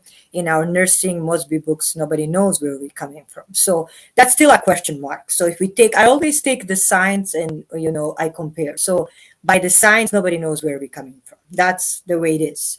And evolution, it's just a question mark. That's also, nobody has a 99% proof of it. This is a medical fact proven by many scientists and many doctors, by many, many researchers. Now, if you take by our Aboriginal people, by ancestors, they did connect it to the star seeds, whether extraterrestrials or that we're coming from the universe, grand creator from the other side. I personally do believe in that. I'm not saying people have to, but I do believe in it. But what I do see, how we are connected to them, and what would be yours. I see you as a Paladinian, because your soul, your light, and everything, I see you just coming to your heart. You are really connected. You're coming from that side of the galaxy. But also, I think that most of the earthly beings are coming from that side, and that's why we are also tested on. I believe we are seeded, and that we were never alone, and we are never alone even right now. Very cool indeed. Very cool indeed. All right, let's move Thank on. you. As Lucy Bell is wondering, how do I figure out my spirit animal? Oh, everybody's in the spirit animals today. So, I like I know. said, there's two ways to do it. Forgive me. First of all, you can go to shaman, psychic, and medium, medicine man, who will put you to this, I could say, trance or seance, and make you kind of think about the animals or guide you while they do the certain prayers, and you'll be capable of seeing the animals. And those are the animals that you see that are connected to you. But also, you can have a psychic medium or somebody seeing it through basically them and how they connect you to this energy. And what I see you, Lucy, you believe me or not, my brother Canadian will laugh here, but you are a white polar bear. So you are a very beautiful, lovely. You have a motherly heart. You are protecting, and you have a beautiful aura around you. You have I love Lucy. She has a very beautiful aura around her. So that's what I can tell you. All right, let's move on to James. Can a spirit animal be something other than an animal, like maybe an insect or a fish? Of course, because we must understand, for example, every culture has a different way of connecting to the nature. And for example, I study, I do lots of research. And in Egypt, sometimes they would compare people to the bumblebee. They will also compare them to the butterflies. They will compare them, to flies if it's connected to the dead. So this is, for example, it depends what kind of basically reading you want to get, and to which kind of ancient culture you want to connect to. Of course, and you can be a fish, you can be a mammal, and some also people, they say, they are seeing themselves totally not, that their spirit is not connected to the human being. So that could be their dragon. They could be that, that, like you're saying, that they are connected to the star seeds. That's your soul. Your soul cannot be wrong. Nobody can tell you what you are, because you feel inside of yourself. So just follow it. All right, let's continue on here as Danielle Borozan is our guest tonight on Spaced Out Radio. We got about 6 minutes to go. And George is, can light beings be spirit guides? Of course. Light beings are 99% actually, if you hear the word light, they are coming from that dimension where they'll be capable of giving you the guidance, giving you direction. And even their way, what you're hearing, light beings, they are really connected to the spirit guides, just coming from a little bit different dimension. But you just need to open your heart, and they will give you more than one message, I'm sure. All right. Let's go over to Toe Tag. Is it possible to live psychically 24 hours a day, 7 days a week? My experience has come sporadically at unexpected times. I live it 24/7 because as I'm talking right now, being honest to you, I can hear something up there, and I know what it is. So, and I'm talking about my upper floor. And the reason why, because I know I have a visitor, and I know that somebody came to visit me, because I connect. But somebody who's a really a psychic and a medium, they channel that, and they know how. Sometimes it can be sporadically, it depends how you channel it, but I live it 24/7. That's why I sleep very little, Dave. One of these days, I'm going to be just knocked out. So I know that feeling. I know that feeling. I Hallie live on is Tim Hortons. Hallie is wondering who is my or who are my spirit guides? You have a really a gentleman spirit guide, and I'll be honest with you. This is a male. It's not connected to you through the bloodstream. This gentleman is taller, and you can even call him Jim or Jake. Try those two when you hear him, and I'm sure you can say, "Jim, Jake, are you here?" More than a couple times. You may feel the wind. They sometimes they like to shut the window. They like to play with electricity and they will answer. He's a very good person, and he actually in a past life was a horseman, somebody who rides the horses, and he comes a lot of times to give you direction. So just pay attention to him. Very beautiful soul. You have a actually very, very good spirit guide. All right. The Doug Shelby is wondering, can anyone have Bigfoot as a spirit animal? What a beautiful question. I never had that, but I love the challenges. I'm open for that. I Well, never heard. that's why we call him the Doug Shelby around here. Exactly. I never heard of it. I'm gonna straight go forward to it. I never heard of it. Is it possible that somebody may have it? I'm thinking if they have that psychic channeling and they can connect to it, they can. Because when I had that connection with that Bigfoot, I had a connection him with the third eye. Like I'm saying, I felt his energy that he's scared of me. So I'm thinking if somebody has that kind of challenge, they're really open and they have that third eye open, it's possible. Did I ever heard of it? No. So is it possible? Probably. I cannot say because I'm being honest to you, Dave. I really don't know. Beastie Boys and Girls is wondering, what are Bigfoots? Do they have a soul? Bigfoots are creatures just very similar to the humans. I 99% believe they're coming from a different dimension. Do they have soul? I'm sure because the reason why they have a physical body that we see. So each physical body has also a spiritual body. So I'm sure that they do have a soul. All right. Jules is saying, I spoke to a deer when I sought out my own spirit animal. Is that correct? Yes, Deer. you can. Yeah, you can. Yes, you can. That's totally correct. Yes. Shelley is wondering, dumb question. Shelley, there Oh, are no dumb no. questions. Exactly. But No. what does a duck mean?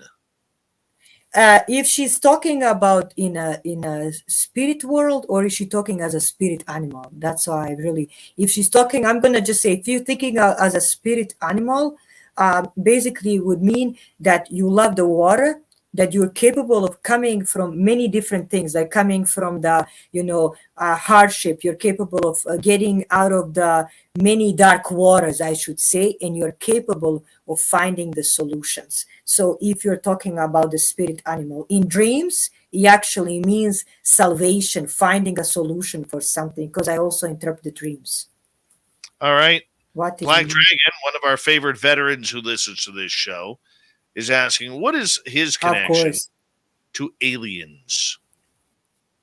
it's his soul, your soul, because you are really spiritually open and your soul is highly connected to them, that you basically are so connected to them. It's, I could say, everybody who called today, you are the mostly connected to them. All right. We got about a minute to go with you. And this is a show that had flown on by tonight, Danielle. And I want to say a big thank you for coming on Spaced Out Radio. It's been an absolute blast and so much fun. We definitely will do this again. Could you do me a Thank favor you. and tell our audience where they can find your book and anything that you do online? It will be my pleasure. First of all, thank you so much for having me. I had a blast. Thank you for everybody that did join us this evening. They can find me on my Facebook, Danielle Diva Borozan, and also, contact me there and message me. My book is on Amazon, and anybody who needs any kind of spiritual guidance or the counseling, they can find it inside of that book, and it's called The Magic of the Spirit Lake. And anybody who wants to contact me, I'll be more than happy to bring love and light to them and spread love and light to their home. Very much appreciated. I know Donnie's a big fan. Thank you so much. Says Thank you, Johnny. Love you too. Thank you. Love you all. God bless you all. Love you. love you too. Danielle Diva Borozan. Coming up in hour number 3, we're going to head to the swamp. Our swamp dweller is back. Then Tim Senor is going to join John Hudson and myself for the Unbiased UFO Report on Spaced Out Radio.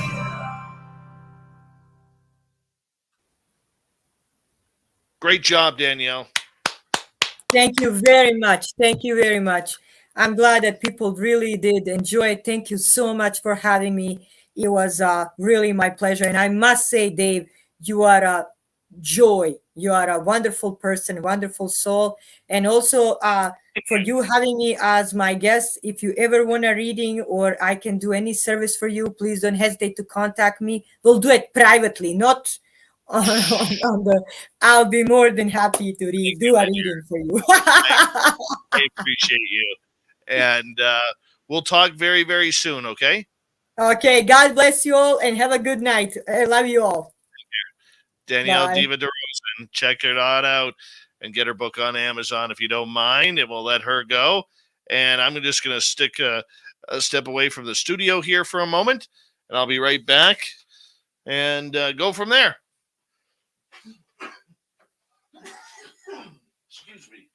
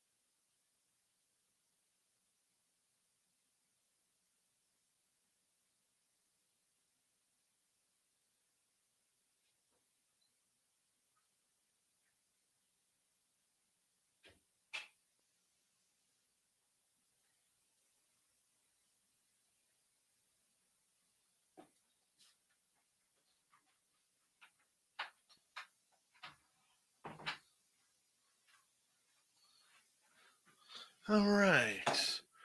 We are back, and we got about, a little bit. The time is off a little bit. Okay. Well, hi, Sandra. Hi, Sandra. Hi, Sandra. Hi, gorgeous Marlena.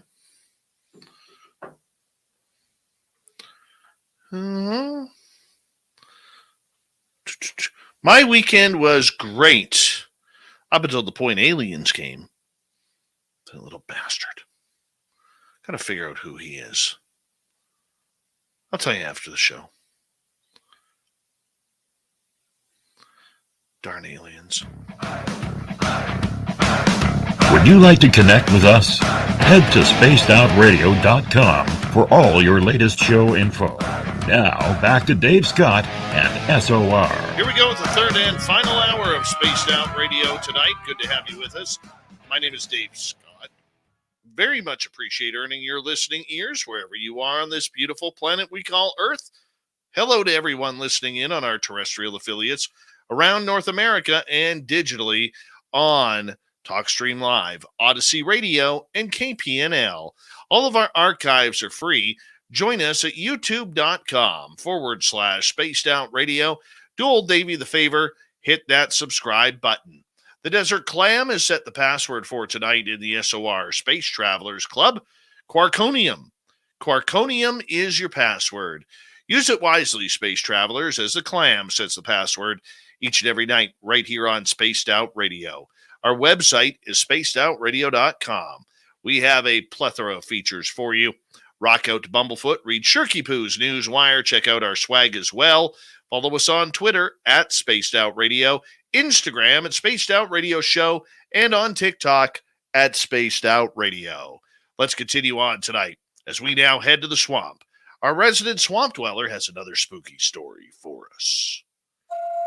Hi, Spaced Out Radio listeners. This is Swamp Dweller. It's time for your nightly dose of spookiness on the show. If you have an interesting encounter or a spooky story that you would like to share, be sure to submit them in at swampdweller.net. You can also find our YouTube channel at youtube.com/swampdwellerreads. Now, let's chill out, relax, and together, let's enter the swamp.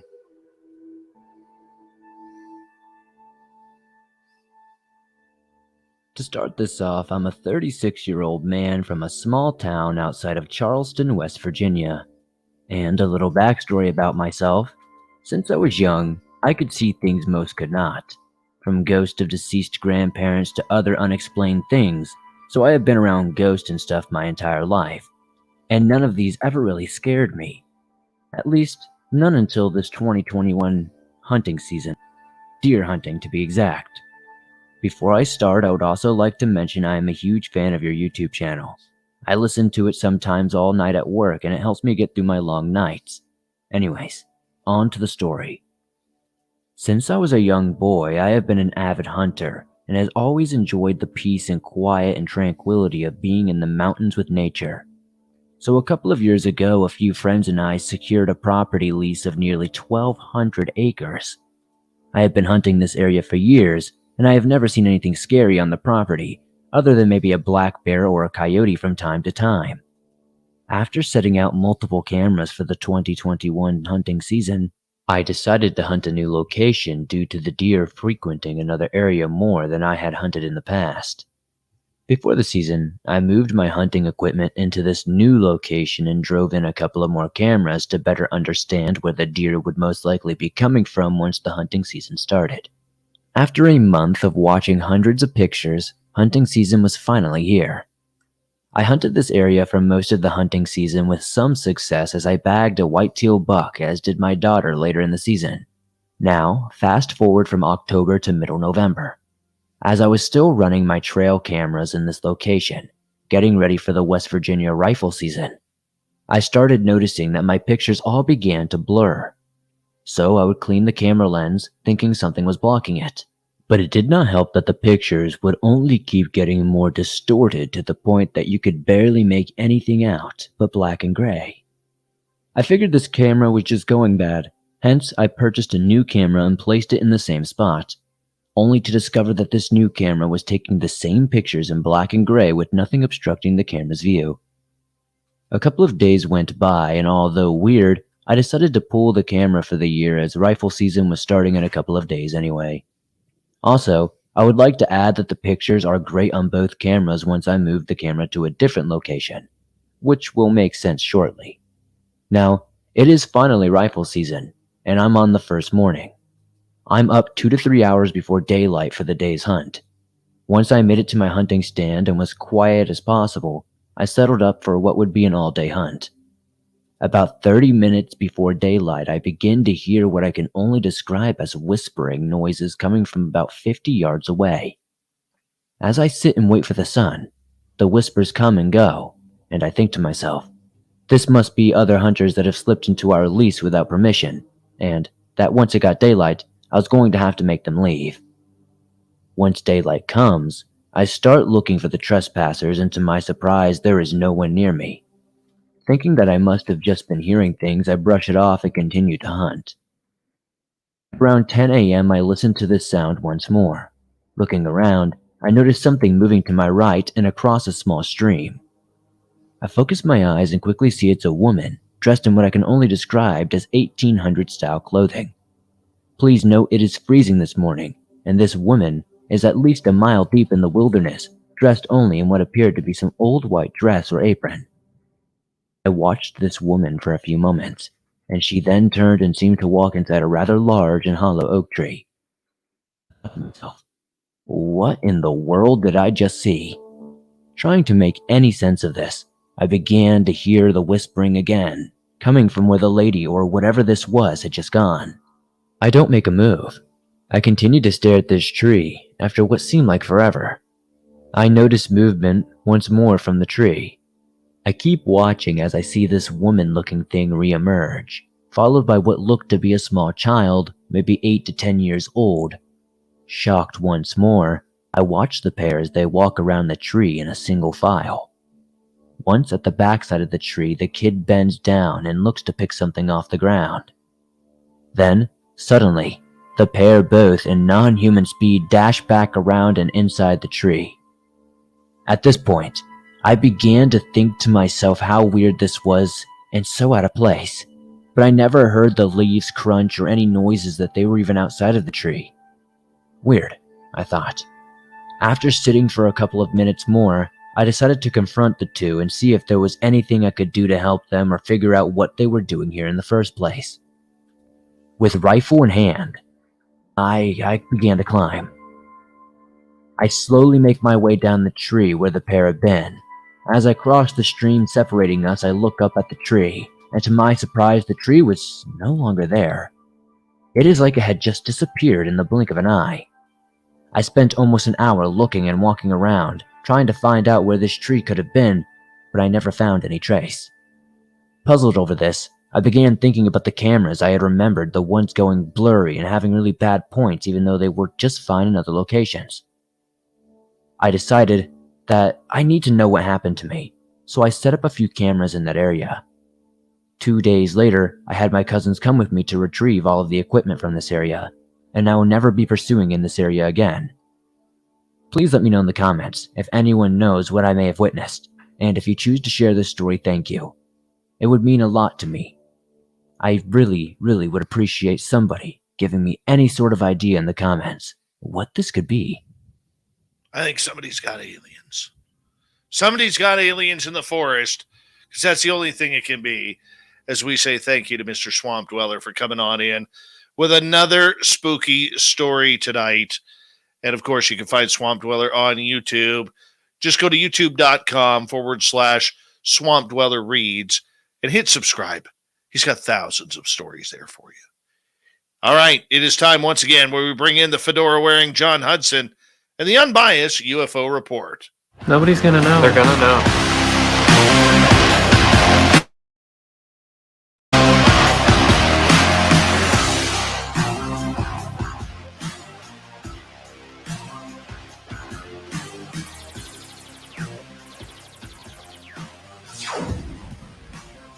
All right, the fedora-wearing John Hudson is here tonight. John, that's a beautiful little sidekick you got beside you tonight. Thank Look you, at her. thank you. Look Thank how you. pretty she is. Yeah. Hey, why not? It's summertime. Hanging out with Dad, talking UFOs. That's got to be pretty exciting. Absolutely. Playing a little Minecraft and enjoying a lovely summer nights of California. So could not be happier. But yeah, how are you doing, Dave? I am good. I went for a walk before the show. Went for a walk. Yeah, up and down the road and just trying to, take in a beautiful day here in the beautiful Caribou. So I am just ready for it, man. Ready for it. Did you see anything?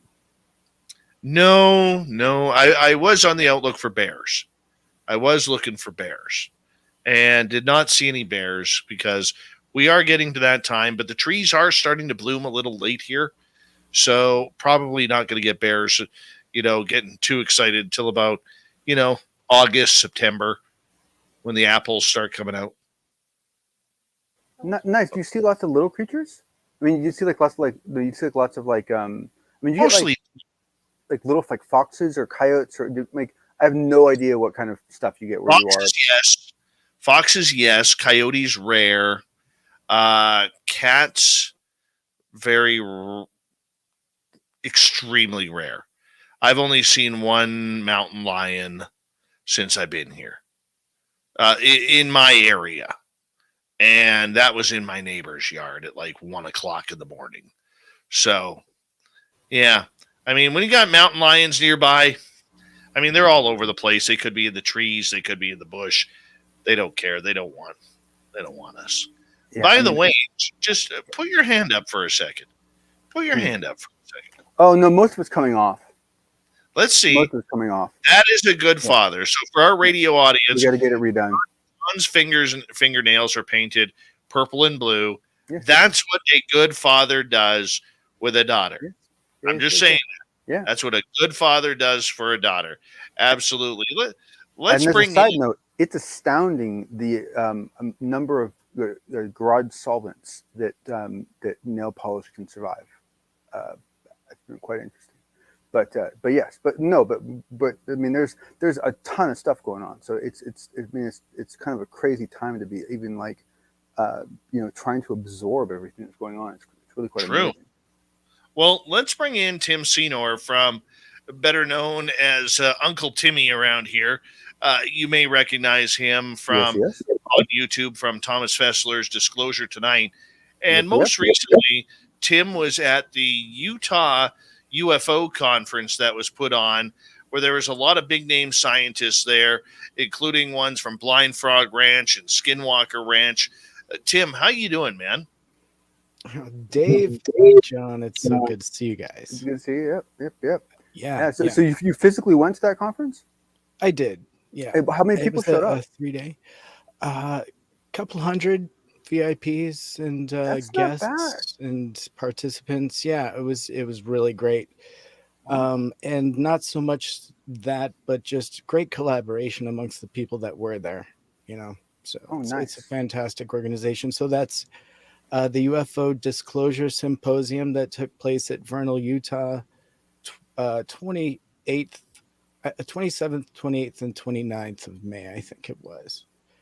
So, or maybe it ended on the 30th, but either way, 3 days. And it was fantastic. Where was it again? Informative. Vernal, Utah. It's one of the highest places before? On Earth. No, first time in Utah. It made me want to go skiing there. I can tell you, driving by it now with kind of the lingering snow, I was like, oh, I could still get a couple runs in. Do you notice how sometimes the streets are really, really wide? Have you noticed that? Yeah. Interesting. Why is that? So you can make a U-turn in a horse and carriage. That's great, man. I think totally not that's kidding. The fact. It could be totally. Yeah, that's kidding. Great. Totally that's beautiful. Totally not kidding. Fantastic, all right, man. Tim, while you were there, a lot of people out there are very used to the idea of seeing the Tic Tac UFO video. And this was a video that came out back in 2017.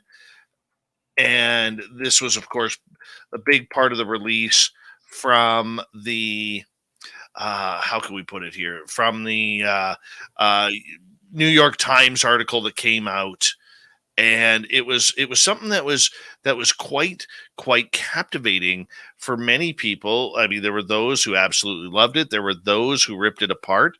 But rarely what has been seen publicly is the extended version of this video. And I don't know why it hasn't been shown as much as we think it would be, but explain what went on.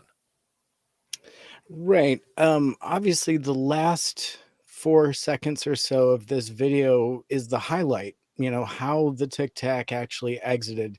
And so this obviously is a capture from 2004 Nimitz encounter. And so the USS Nimitz had also radar data on this that obviously we don't have publicly. But we are left with this video that is available in full length, obviously, at the Navy's website. And highlighting really is the last, like we said, the last 4 seconds of this that really kind of slipped through everyone's fingers as far as important. And so we've got a couple of scientists that have taken a close look at that. And that's really what the highlight of this information is going to be all about. And so... And I'm sorry, Tim, just for my clarification, when do we know for sure that these extra 4 seconds became publicly available? At the time in 2017 when it was released on the Navy's website. So basically, if you went to the Navy's website to get your Tic Tac video, yep, you would have gotten these extra 4 seconds going back that far. But because everyone else was downloading it off YouTube and from Jeremy Corbell, basically we didn't get those extra 4 seconds. Is that right? No, it's nothing always against been Jeremy available. by any. I'm just saying that's where everyone was getting the videos from. So it's like was it really just that simple? What it was is that typically that wasn't the portion that was highlighted publicly. So what I'm saying is that the media focused on the video itself without highlighting the important data that was hidden very openly in the last 4 seconds. But there's a couple of scientists out there that are looking at this data very carefully. And some of that data has been released, and that's what's so new and interesting. Okay, so you have a copy of that extra 4 seconds. If you want to bring that up, and then that way we can share it to the screen. You know what? I actually did you one better by just texting you a GIF that you can play, and this is off of the actual. Yeah. I can't play that off my phone, dude. All right, I did not know that. Okay, so yeah, I can. Let's see here. Get standby. So what we want to do is we want to describe this to our radio audience who is seeing this at the. I mean, this is. I have it on my phone, but I'm not going to be able to show it up onto my camera here. Okay. I'm going to go ahead and see what I can do here. So I even found the other day of taking an animated GIF on my desktop and sharing it within a web browser, having it loop in the web browser as an animated GIF, and then sharing that as a screen in StreamYard didn't actually work. It would just allow the video to play one pass, and then it would freeze it there, and it would stick there forever. Right. Yeah, it's not letting me do it. I see that. Are you able to share a screen with the Navy website, perhaps? I'm trying right now in order to bring it up here, and the Navy. I have no idea on the website where it would be. So, okay. Yeah. I can. Well, this just took all the thunder away. I'm definitely a rookie on share screen, but I did text you the link. That's not helping, obviously. Let's see.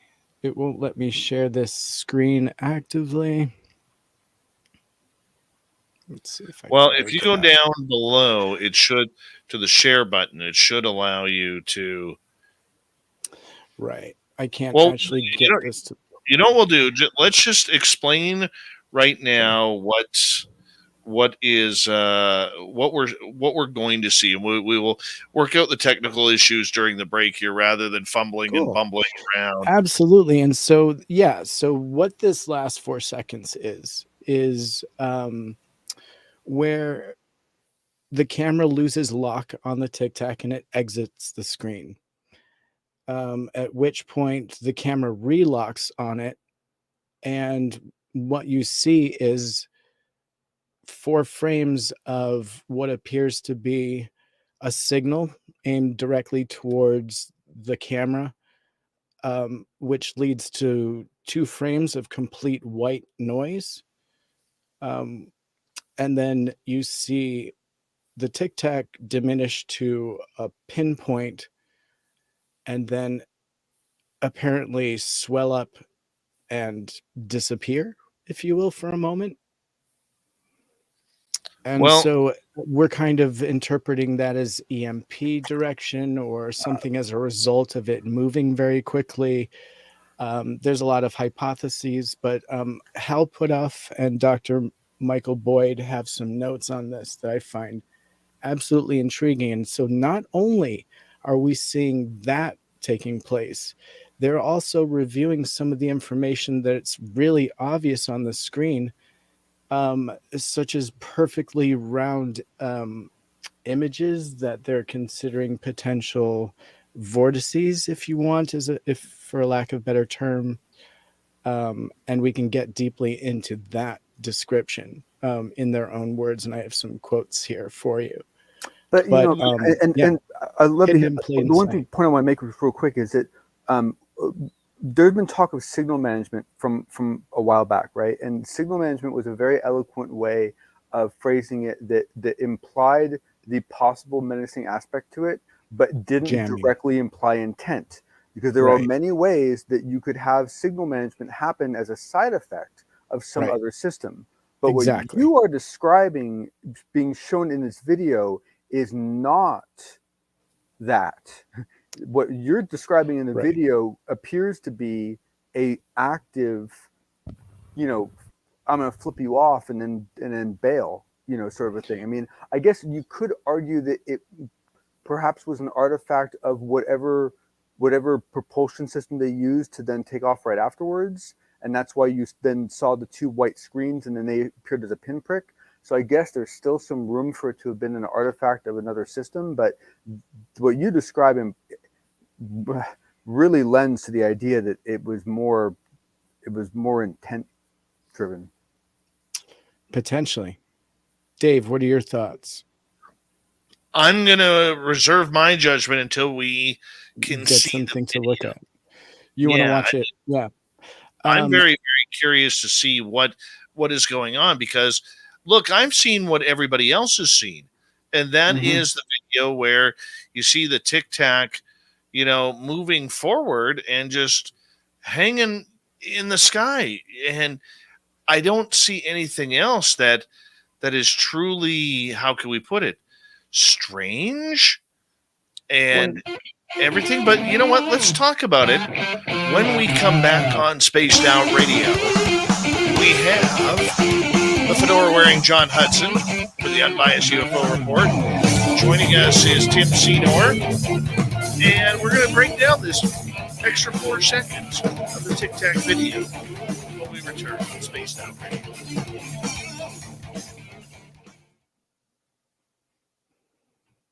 I'm saving. Yeah, I have it lined up now. Oh, you do? Okay, cool. I was about to figure it out on my end. Well, I mean, it's good to show up, but I have to say that, I mean, it sounds like it's the data that is the important part, and ultimately, you know, how much is 4? I mean, I'm a little worried about, like, you know, like as this gets out further, how excited people are going to get and whether they're going to be let down. Because I mean, 4 frames. I mean, how much can you really see in 4 frames? You know, actually, quite a lot. A lot. Well, and that's good. the whole point. Well, no, I mean, it depends on which frames there are. I mean, obviously, there's certain frames that 4 frames. You know, in the Kennedy films, 4 frames, could we make a big deal? But you're not always guaranteed to have the right 4 frames. So it's like, to me, it almost sounds like someone intentionally just cropped all the fight scenes out of the movie, right, and then ran around with the dialogue portion of the movie and tried to sell it, and then oops, look, all the fun stuff we cut out. Right. And we can definitely get into Dr. Putoff and Dr. Boyd's interpretation of this, because they're very clear on how they feel about this. And, obviously there is data to hash through here, because it can be interpreted in many ways, as you're saying, because we just don't know. Right. But the fact that I find very interesting is that it has been glazed over. And if you are, and we will take a look at some of the stills here that these scientists have really highlighted, there's a lot of information we have just glazed over, been shown in public and not seen. And it's been right in front of our eyes this whole time. I have to say, I find this very, very disturbing, Tim. Like, on so many levels. This is like, this can keep me up at night. This right. I know. And you know what? I'm within a work team that also got a little squirmish over this, simply because I think it was just highlighted in a different fashion, and interpreted in a different way. And so it's just, how do you look at it? It can be swayed and interpreted in many ways. I'm starting to learn that, energy might have a certain effect on us, even though it's totally neutral. Right. And I think even in Travis Walton's case, right, he was affected by something that was probably pretty neutral. Fortunately for him, they were benevolent, right, and helped him to get back on his feet eventually. But after, it's like, oops, yeah, but the point is that initially these energies should be interpreted as good or bad necessarily. They just exist, right? And so interpreting a communication like this as being offensive or defensive, I've heard words like jamming, that this was jamming the signal of the camera operator. That kind of initializes intent, and I think that's a little bit dangerous, because we don't know if there's the thing is that when you can assume that it was a consistent signal that became a problem due to proximity, that it's much easier to believe it's passive. Whereas when you have a focused signal that came at a specific moment, it's harder to, So yeah, you can talk about it. Man. No, I'm 100%. Yeah, it's kind of in the eye of the beholder. But when you get some guys that are breaking it down frame by frame and actually reviewing all the data on the screen, which is what you actually have to do when you've got the frames to look at them. And so, that's what these guys did. And so, at some point we have a completely white screen, of just lines of data. But that means that Hal's had these frames this whole time. We all have. Right. Everyone's had these. It was declassified in 2017 when it was, broken and made public. And so are you saying but the new information that's being released now, since this symposium, is the opinion of these scientists on these frames? But is this to imply that basically a lot of people already have these 4 frames on their local hard drives, and they just don't even they just never noticed? Absolutely. Yeah, we've all looked at it on the news. In fact, not the end, but even the frames leading up to this have interesting information that I haven't even talked about yet, really. But are expressed in this symposium that I was a party to. And taking notes in a symposium, taking video in a symposium, taking photographs, it's all part of the process of learning. And so in reviewing some of these things, I'm made aware of things that have slipped through the cracks. I'm also being bombarded at the time by so much information. I have to review my notes. And in reviewing my notes, we got 10 seconds. That's where this was discovered. Hi, Alien Critter. Hi, Scowling Greg O'Brien. Here we go. Greg gets it.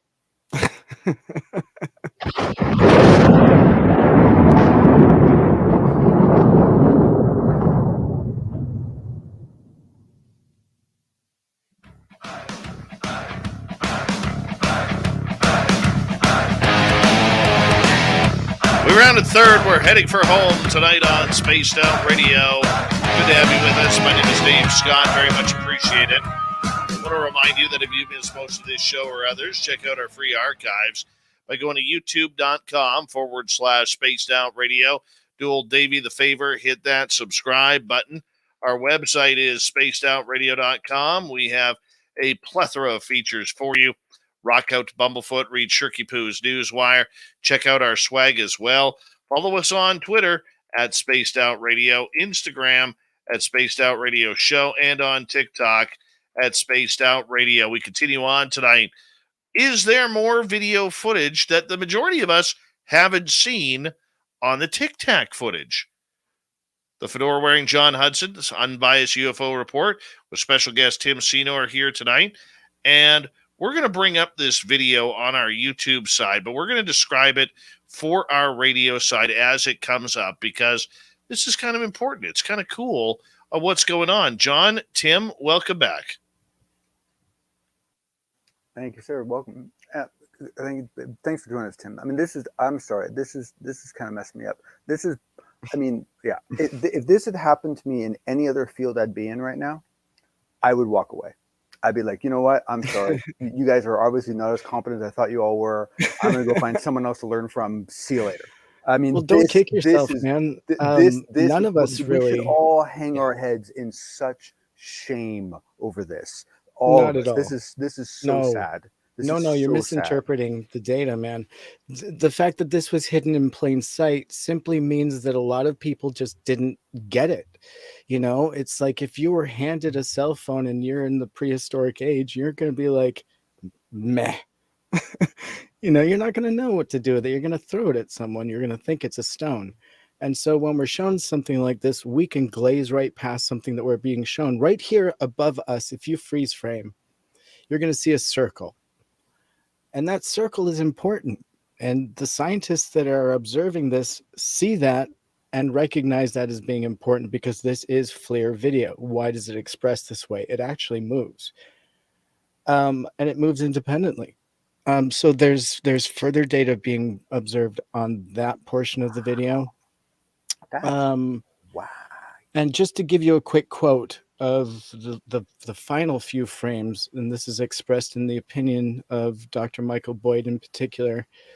And a quote is that, and I'm missing a portion of this, unfortunately, but it appears the UAP is hitting the Nimitz aircraft with an EMP, which saturates the IR detector array.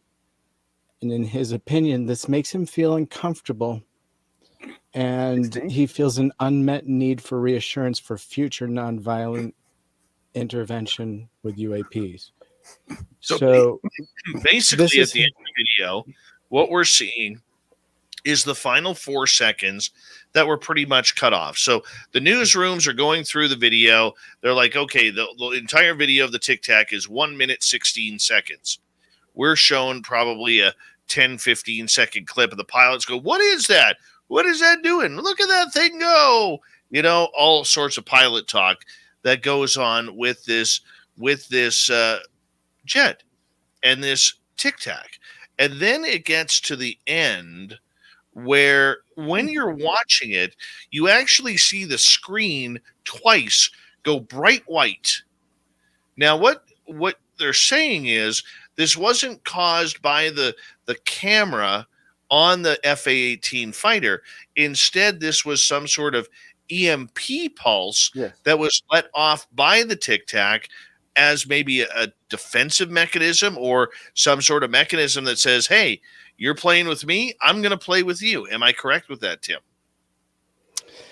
That is potentially what is being thrown around right now. Yeah, that is one of the theories.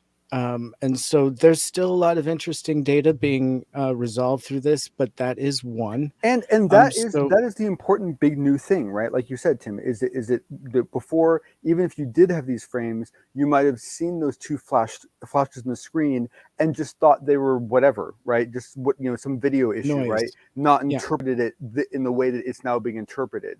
And so that interpretation, now, do we have any information as to like who was involved in that interpretation and how long that took to develop, and like why it took so long? I can only name the two doctors, the physicists that I know. So Dr. Michael Boyd and Dr. Hal Puthoff, those are the people that spoke on this particular piece that I'm aware of. Of course, UAP Task Force has a team. Of course, Navy has their own scientists. And so, yeah, there's a large reference of people that have looked at this frame by frame, but publicly, we're only getting the side from Puthoff and Dr. Boyd, giving their opinions publicly, which I'm sure are working off of other information that they work in. I mean, and the things, I have no problem with newspaper and newsrooms doing their nice clean cuts. I get that, but in my experience, in every other field I've been in, whenever you're researching anything, you always get the most original version of that data as you can, and you pour over it with your own eyes, because you can never trust anyone else to interpret it for you. And right. I always assumed, oh God, I don't know. Yeah. And so if you scroll to 112, a minute 12 seconds, that's where we can start breaking down what the video is really all about. And so the other stuff is great. And there's a lot there. We can talk about that. And there's some information from these two scientists on that. But these final few frames we find interesting, in particular, simply because we can break down how this interacts. And so because you see the lock break and then reestablish. And it disappears for a moment. And at the same time that's occurring, you see that the circle is no longer there. So we saw that large circle in the top kind of move down. You don't see the Tic Tac and the circle in the same frame when it disappears. So there's the circle. So this is information, and we'll just go ahead and call this what it is right now. In the words of Hal Puthoff, dark torus-shaped balloon, quote unquote, rotating clockwise above UAP, appears cooler on the IR than other regions. Under Puthoff's hypothesis, expanded space-time, and under Boyd's anti-gravity, quote unquote, balloon. P side of gravity diode, which is something that is a little bit technical to get into right now. So the dark region to the left of the UAP under Puthoff hypothesis is expanded spacetime. And the small, dark, oval-shaped balloon, quote unquote, rotating to the clockwise and below is UAP. So there's actually multiple.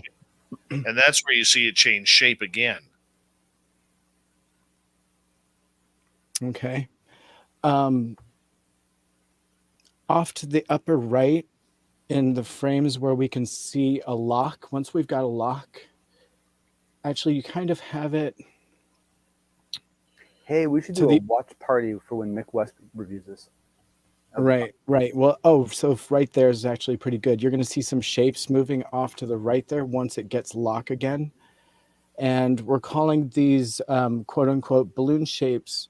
Brighter region to the right of the UAP is warmer on the IR sensors. And under Puthoff hypothesis, denser in the lighter quote unquote balloon. Okay, so that's a little bit hard to imagine, but it's part of why this thing is moving the way it does. And then finally, in the bottom right, Tim, yes, I'm sorry, go ahead. Do FLIR cameras only use infrared, or do they also include an optical? I guess they blend. Right, it's literally just only forward-looking infrared. FLIR only is what you're seeing here. There's only one capture. One data point. So that is, and then they're using radar. Okay. So in combination with onboard and then terrestrial. So there's two data points with radar, and then one visual IR. So we just don't know of the other two. We only have this.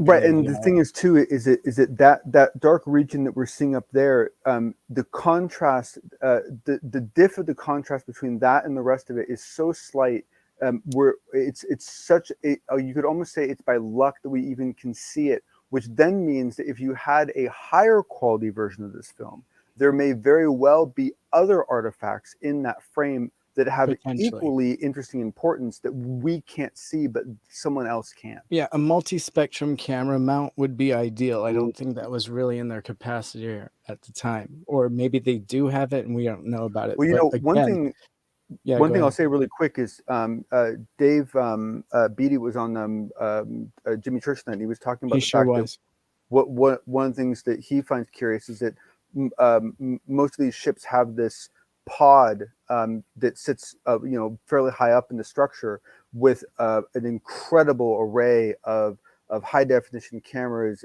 forward looking infrared, zoom lenses and so forth. And I mean, these collect data about everything that comes within any proximity of the ship, and they do it in every freaking frequency that they possibly can. Where's that information, right? Like that had to have been running while everything else has been going on. Right. So Dave, you're circling in on those frames right now. Are you seeing the frames the way I showed you in my demonstration? So if you are you able to go forward frame by frame? Because this is coming from the Navy. I can only go through the video. And I'm actually not seeing the frames that, oh, there it is. There it is. So there's like literally 4 frames and it happens so quickly you can miss it. So all I can do really is describe it. 24 frames a second or 30 frames a second? Let him finish in here. Yeah. So basically, again, we'll just review what takes place over 4 to 8 frames. Very well done there. That's a good freeze. Perfect. So that is a moment where it is literally firing what was considered potentially, and let's just visualize it as an EMP, because it temporarily blinds the IR. Now, theoretically, it could do that with heat, or cold, or electromagnetic pulse, or now what does that? Well, it can't be a lot of things, right? You can rule out drones, you can rule out another aircraft, mundane, typically. So, I mean, we're already into a realm of now, let's see, what is it? And well, except for the one thing I would say, Tim, is that even there's a caveat, because I have I don't run them anymore, but I have servers I used to run in my house where it would watch for certain types of scans. And if you scanned me in a certain way, it would trigger a response. And some of those responses were rather aggressive. And this was not even using artificial intelligence. This was just using a bunch of scripts. So to think that an advanced drone wouldn't have a small subset that says, hey, if you ever see a signal from anyone you don't like it, invert it and send it back. That's a real simple instruction set to put into a drone that would work real well for defense mechanisms. So you're saying potentially adversary mundane drone equipped with EMP. All I'm saying is that I would love to say that here's the problem with that. I don't know how they lose a lock, and I don't know how that pulse seems is more like a distraction while it disappears again. Go ahead, Dave. Guys, let's remember we are on radio too, so we got to explain this for our radio audience. So when Tim is talking about lock, this is radar lock that the pilot on the FA-18 Super Hornet would have on this, say in a battle zone, would be able to fire his guns or his missiles or rockets towards this aircraft. That's what we're talking about with a lock on this target. Correct, Tim? You're absolutely right. Thank you for that clarification. I appreciate that, brother. And you know what? Thinking further on this, it is interesting that this wasn't highlighted at any point or questioned publicly. Like, what is this? I think a lot of assumptions were made initially that this was something like jamming, right? And I think there's a perfect example. That's a great freeze frame where there's just straight bars across the screen, totally white out. a lot of Well, noise. and this is a perfect example of something we don't have knowledge of, in that the camera manufacturer knows, like, specifically what sort of things can be received in signal that will produce this sort of screen. And so they can narrow it down even further, like exactly what's causing, or at least help, confirm or refute any kind of data that's coming from any other part of the system. Dave, what are your thoughts on some of these dark spots that they're identifying above it as colder regions on the IR?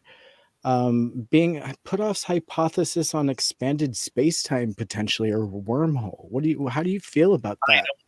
I don't know. I mean, look, there are so many more smart people talking about this besides me, man. Well, and I am looking at that round hole, and that would be, so for people on radio, you see the Tic Tac within the what we call the crosshairs of the FLIR camera, which is what the pilot is looking at through the head-up display, and there is this giant round circle above the Tic Tac that they are saying could be a wormhole or something for it to jump in and out. And what I'm saying is, I don't know, like, for my amateur way of looking at this, to me it looks like pareidolia from the camera. It doesn't look like anything else that it would be affecting this craft or target.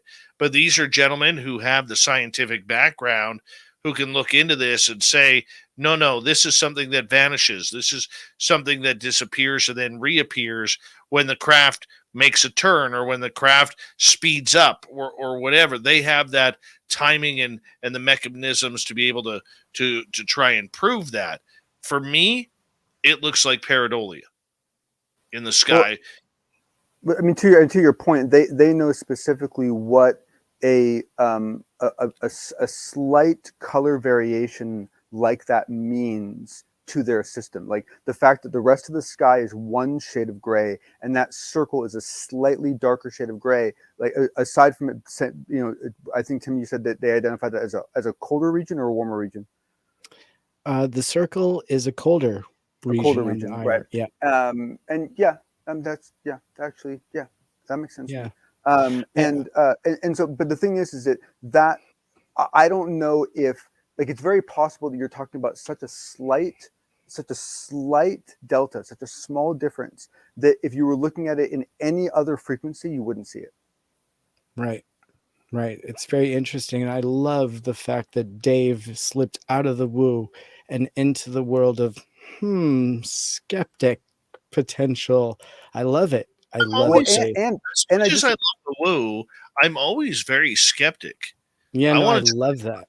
I want to try and find the answers. I mean, I love it when people throw at me, "Oh, you're just all woo and everything." I'm not. I try and look for logic first. So here's the crazy thing for me personally. When I sat and kind of reviewed what I'd sat in front of one time and then let it sink in and it processed. The last time I was on your show, I talked about my personal experience on the Bainbridge Island Tic Tac event, right? My 9 family members witnessed a Tic Tac in the sky fire a beam, right? That opened a portal in the sky and something either entered or exited potentially. And I have photographs and stuff that I took while this was happening. So when I kind of stumbled on this in my notes, I was like, wait a minute, I saw a Tic Tac fire a beam, and here's a Tic Tac maybe firing a beam, and Hal Puthoff is talking about it. It rang some bells for me, because I potentially saw that occurring over Seattle, And so that's another reason why I brought it to everyone's attention, and not just yours, but a few other people. And the funny thing is, nobody remembers looking at these frames. Nobody really. I mean, do any of you recall? Like, it was literally the 4 frames that nobody really knew about, and they were like, "Oh yeah, it's been there the whole time." I find that incredibly interesting. Back over to you guys. Well, and the thing is that, I mean, there are, like, for example, when Dr. Eric Davis was on Skinwalker Ranch and they witnessed a portal in IR, he said that he could actually see aspects of the portal that appeared to have geometry that actually had commonality between some of the math that he'd been working on when it comes to how a portal might actually work in real life, right? And we do have a lot of work that's been done in that. Leonard Susskind did a bunch of work on black holes being connected, and you even look to Harold Sonny White. He actually worked on building a warp field interferometer that would actually be able to detect any kind of variation in this. I don't know how far he got. I know he left NASA and now he's doing his own thing down in Austin. But the thing is that there should be. I guess what I'm trying to get at is that there could be more information available in that film that could tell you even more about whether this is really some sort of a space-time distortion or whether it's something else. There might even be more data available that we're just not seeing. You're absolutely right. And, not to forget that at the end of every black hole is actually a quasar, right? And so if we can learn to control that sort of thing, well, and that's exactly right. That's exactly where things get really interesting, because like if you read what Susskind worked on is the idea that basically every two black holes are connected, and essentially the amount of information that gets absorbed into the black hole not only increases the size of the disk, but also increases the length of the tunnel. So you can actually shove planets in to push the tunnel out further. All right, an extended version of the Unbiased UFO Report with John and Tim tonight. We got Mr. Ron Bumblefoot Thal rocking in the background with Little Brother is Watching. Bumblefoot is the official music of Spaced Out Radio, rocking us in and out of every single show. Get your horns up for the guitar god himself. Special thanks to everybody listening in at home, at work, in your cars, wherever you may be. Thank you to everyone in our chat rooms tonight.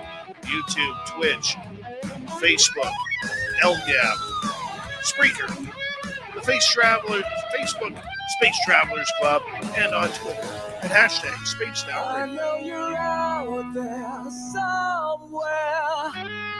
Remember, this show is copyright by Spaced Out Radio and SOR Media Ventures Limited.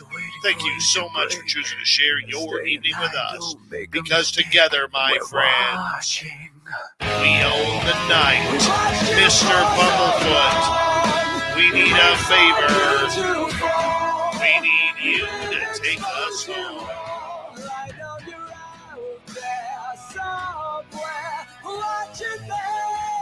Yes, the Woo train has docked for the night, but soon, my friends, we shall ride again.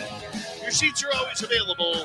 Your tickets never expire. And if you want to bring a friend, we've got room for them too. Good night.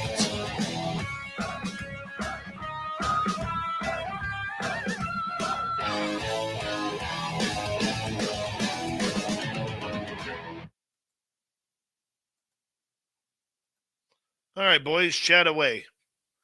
One funny side note is that how I got to know about Sonny White, who because the thing is weird is that I was a fan and following Eric Davis's work for years before I got back into this stuff, right?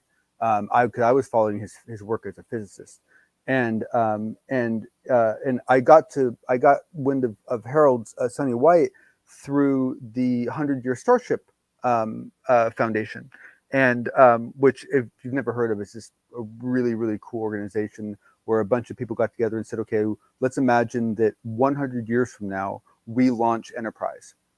Full stop. No exceptions, no caveats, no we couldn't do this, everything. Transporters, everything. Now let's assume that happens. What has to happen 5 years before that? What has to happen 5 years before? What has to happen 10 years before that? Map that out and start now. And that's the whole point of the program. It's awesome. I love it. And basically that's where I heard of Sonny White. So it was his warp field mechanics paper that was shown in one of those symposiums that you can still get off NASA's website. But what's interesting is that at the SCU conference that's been going on this last weekend, in some of the pictures that were taken, Dr. Eric Davis is wearing a 100-Year Starship Foundation t-shirt. because I know that Harold White and Davis know each other. Super cool. Super cool. There's definitely something to those ranches up there in Utah.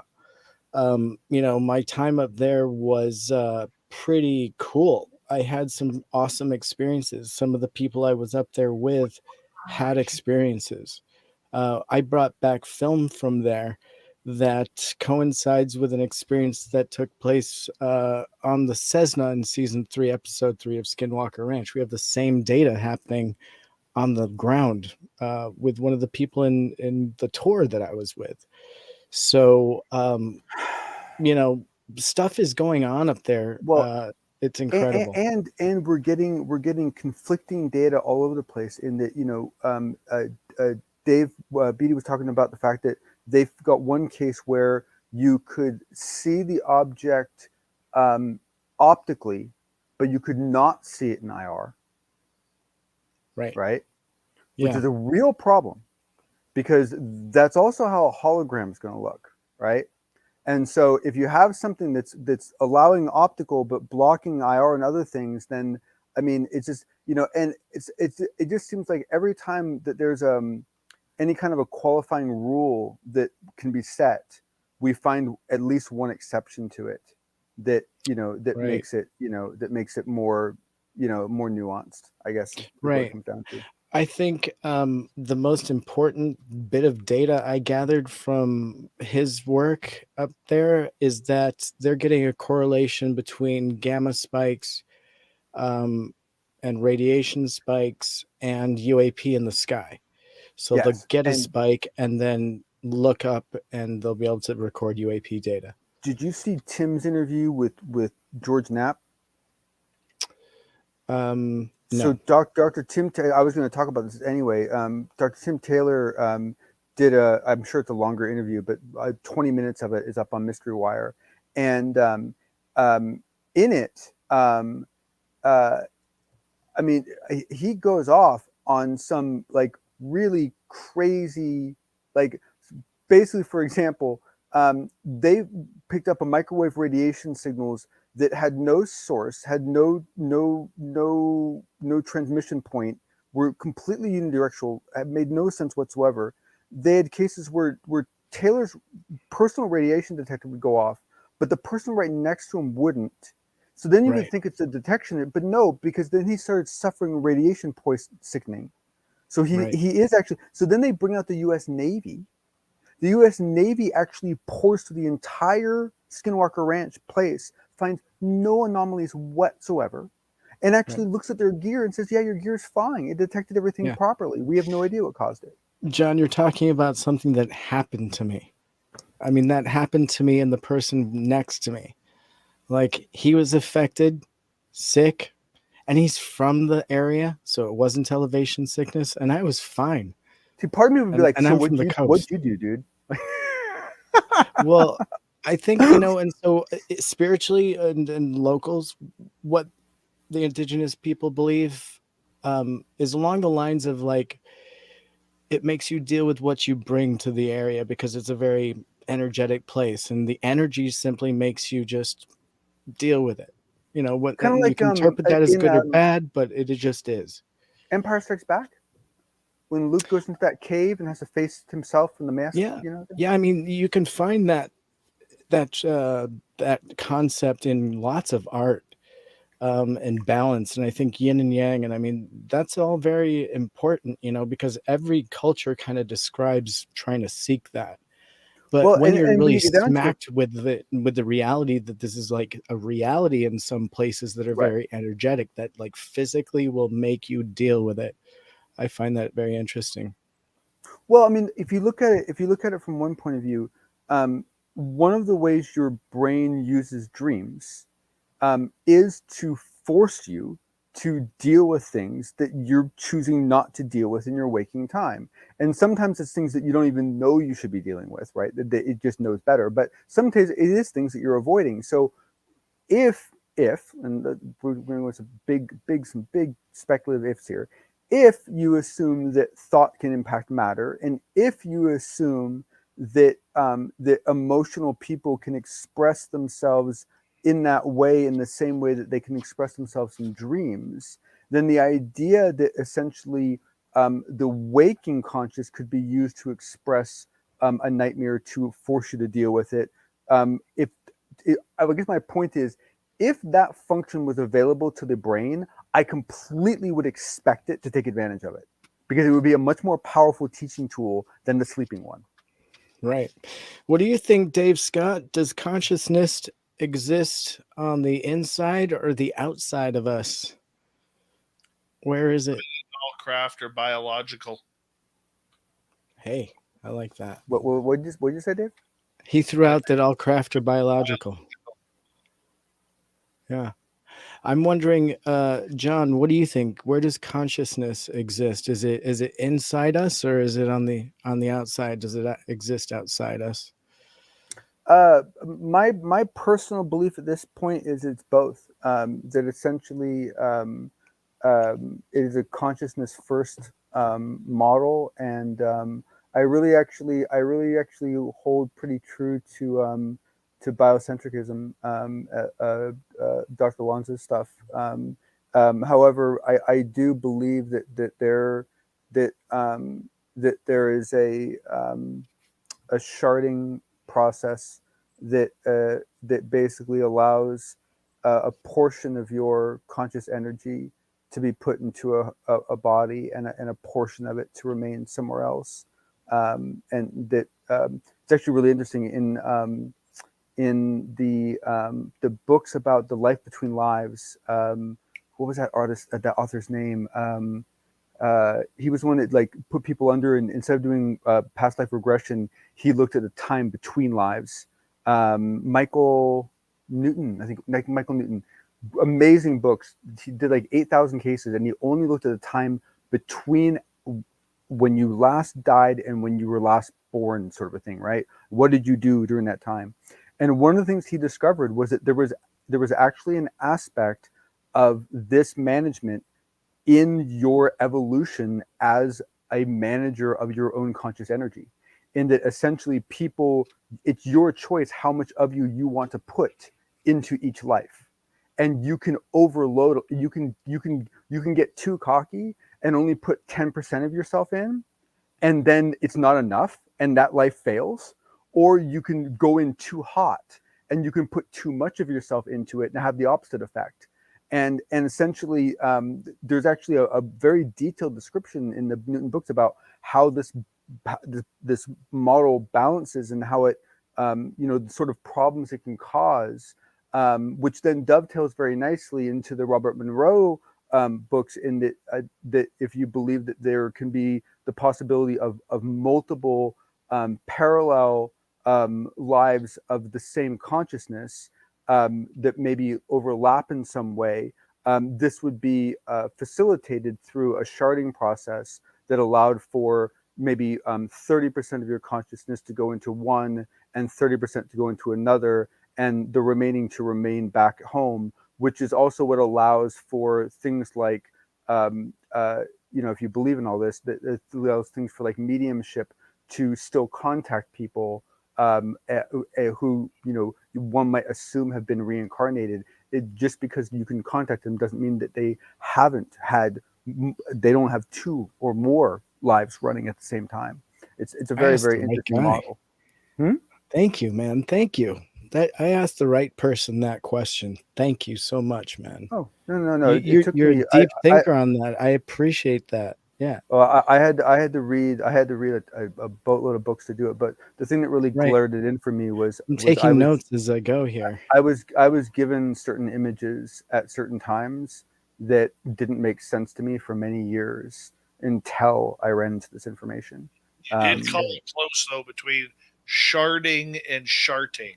I wasn't sure. I put a D on it. It's like how crystal shard, like a crystal shard.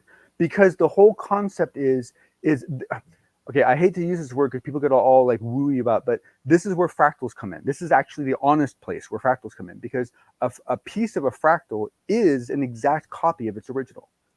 It's just a different size. It is an exact copy. And that is why your consciousness is a crystalline, and that's why you take shards, and that's why it has to be a fractal, because it needs to be it needs to be all of you, even though it's only like 30% of you. But it needs to be all of you.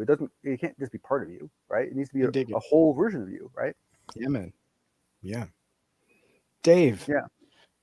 Tell us about your alien encounter that you just had. Come on. We heard it. There's a little guy. He's giving you a hard time. Let's hear it. Oh, good old alien critter. Good old alien critter. Mm-hmm. So on Saturday night, we got out of the forest about 1 o'clock in the morning. We got in there at about 8:30. We went and checked our gifting site. Nothing had moved. We went and checked our areas to see if there were any footprints. There wasn't any footprints at all regarding it. So we decided to set up a campfire, and there's a lot of tractor tracks in there from when they were logging the area, prepping all the logging roads for the forest fires last year. And so we found this safe area to build a fire and roasted some hot dogs and did what we normally do. It was just after midnight, about 12:10, around there, when all of a sudden we heard this big crack in the trees behind us. So we all got up with the flashlight. One guy heard breathing. I didn't hear anything. You would hear just kind of the odd footstep come through, and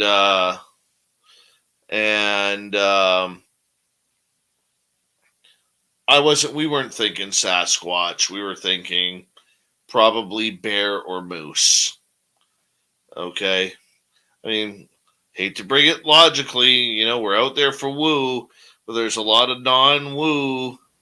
Oh, and let's be honest, you're going to run into a bear or a moose. You need to be paying attention and be very aware of what's going on. Absolutely. I mean, but we didn't have any. We had a couple high-powered flashlights going. We didn't get any eye shine or anything like that. No howling, no yipping, no real noise. So, anyways, after a few minutes of being on alert, we killed the fire and drove home. So I got home probably,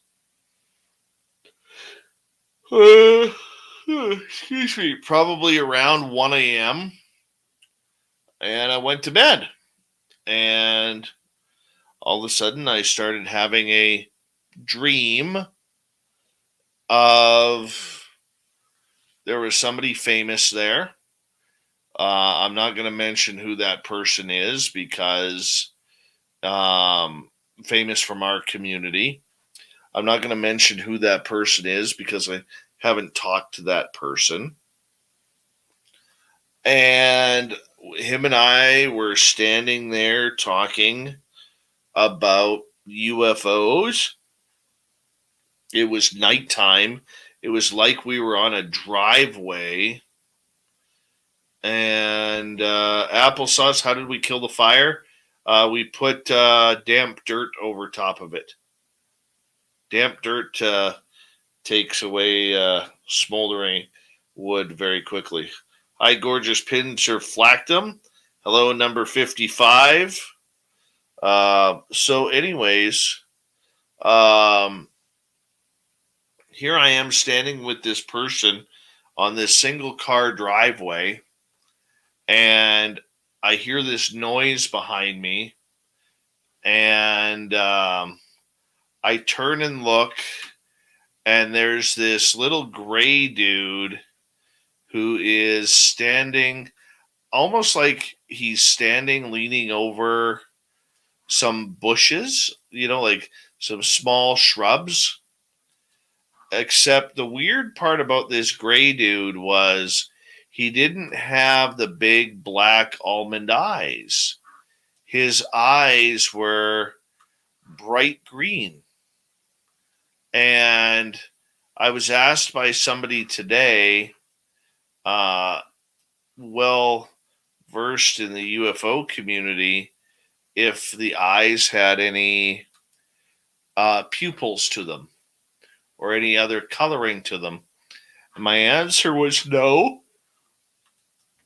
And while I'm looking at this guy, I see 3 pictures of triangles. 2 of them are black at night, and 1 is daytime. But the triangle is not black; it's silver, like metallic color. And I quickly turned, and I remember saying to that little dude with the green eyes, I said, "You're not taking me today." And I turned to this person. I said, "They're wanting to take me, but I'm not going." And then you feel this gravitational pull where they are literally pulling you towards them. And I started feeling that gravitational pull. I said, "I don't want to go. I don't want to go." I woke up in my bed. My head is absolutely killing me. Like it was right where I woke up on the table. What was that? 2014, where I was implanted. And my head was like I'm rubbing my head right now. It is still sore in that area. And it was 2:55 a.m. when I woke wide awake, but I just couldn't get those green eyes out of my head, man. Couldn't get the green eyes. Like, they weren't large almond shaped as you see on the grays. They were smaller almond shape. Okay, I have to ask a really silly question. Yeah. Is it possible this was meant to be a more pretty one? No idea.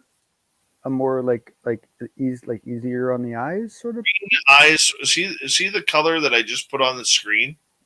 Yeah. Yeah. That's the color of the green eyes. Ooh, that's pretty. Dave, I've got to tell you about a film that just came out this year that you have to see. I don't know if you have yet, but it's a film by John Yost, Yost. Yeah. And and so this film is called Alien Abduction: Answers. And it has Whitley Strieber on it and a bunch of other abductees talking about their experiences. And if your audience hasn't seen it yet, you guys have got to go and see this film. Really? Yeah, it's available right now. You guys can just download it and watch it. But I'll tell you what, I've been talking with John Yost, the guy that produced and directed this film, from Rhino Productions, and I can tell you, it's a real thing. What you're talking about, Dave, and what is going on in this film, it blows my mind. It's something it's one of those topics that's a little bit hard to accept, and I don't like using the fear word, because I don't think that any real energy is positive or negative. It just kind of is, right, Dave? I know you probably hate it, but at the same rate, it just is, right? And so I can't speak for it because I've never had it, so I don't understand how it must feel. But I can tell you, with my experience and my dreams, I write everything down, because since my experience in 2019, as you know, I have things happen in my dreams that I have no control over. And so what I do is I have full clarity in the morning, and I write it all down. And I've got almost 4 books now. I just almost finished my 3rd journal of these things. And I find writing it down is incredibly therapeutic. Yeah. Nobody ever has to read. I've got sketches and everything. 4 books? I just started a 4th one. Yeah. Dude, like how long have you been doing it? Since 2019, since the night of my experience, I woke up the next morning with these bizarre dreams. And That's so anyway, awesome, Tim. That I is talked really about it cool. on your show, actually. Yeah, because I mean, you're probably now getting to the point. I mean, I don't know how easy it is for you to go back and like even reabsorb past material in your own. Like, a lot of times, it's hard, initially to even go back and read, what you wrote. The weird So thing about that, you know what? So I have Mm. full clarity, like I said, from these dreams. So if I just thumb through it, it's like I get all the visuals back. Oh, Like sweet! it, It like works as as an quickly as index. I can Yeah, thumb yeah, through yeah, it. yeah, yeah, It's like yeah, a yeah. Rolodex of images. It's And really it cool. forces all those pictures from I could long thumb term through to it and forward. literally get a That's cool. Rolodex of images. It's That's very awesome. cool. That's very no. But it's also bizarre, because that's not something that was ever before Well, my sure, sighting. sure. This is not. Right. But no, but the thing Yeah. is it the big problem with dreams is that you can get help interpreting them, Right. but ultimately the only person that really has all the context that's required to really interpret your dream is you. Right. And so And until you've well, actually here's done my what you're question, doing like and recorded all of them, for Dave and for like for Mr. Yost and people in Whitley, that they're not just having dreams, they're waking up with marks, they're having physical experiences. I've never had that I know of, so I can't say that that's something I can relate to. That part of it is on a whole nother level. I feel than me just writing down my dreams. Like that is not on the same level as somebody like Dave or like John Yost or Right. like the Whitney Strieber. no, That's not the same thing. Like I'm just having no, dreams. Like I've never been taken anywhere, no, and so but I can't relate. the thing is, Tim, is that the experiences of being taken, you know, I don't really know how many people can really list a whole bunch of things that they've really gotten out of that, right? Whereas dreams can be incredibly helpful and incredibly informative and can give you a ton of information about Right. what might be the future. And yeah, it's a matter of fact, in that interview that Dr. Tim Taylor did with George Knapp, he told a very funny story about a dream he had. He said in the dream, he was trying to cross a river and he kept throwing stones into the river to make a path, and the stones kept sinking and not working. And these two like Native American guides walk up to him, an old one and a young one. And the old one just kind of looks at the water and looks at him and just kind of shakes his head. And he's like, what? And the old one points to the younger one, and the younger one looks at the old one and turns to him and goes, "You said you're not going to solve this with science." And then the dream ended. Yeah. Well, it's weird and it's strange. No, that dream mean nothing. But if that dream was accurate, if let's just go way out on speculation. Let's assume that let's assume that his brain intended to send that message for some reason. That's a hell of a thing to be told, I mean, John, though, the one thing that that happens to me, and I don't know if it happens to other experiencers, but for me, when I have an experience, I couldn't tell you what I dreamt any other night this week. I couldn't tell you what I dreamt in the last month. But when I'm taken, whether it's physically or whether it's spiritually, I don't know. When I am taken, I sure as fuck remember that dream.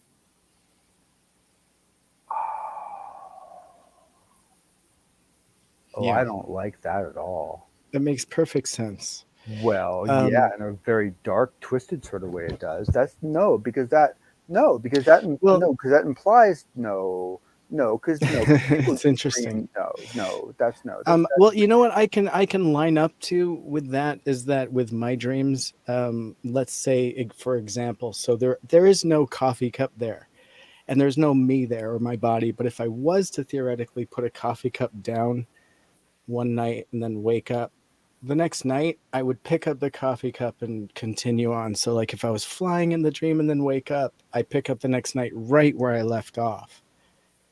And so when you read through my book or my books, which are multiple, but it's actually one long series of events that I haven't connected in any way by my intention. It just is.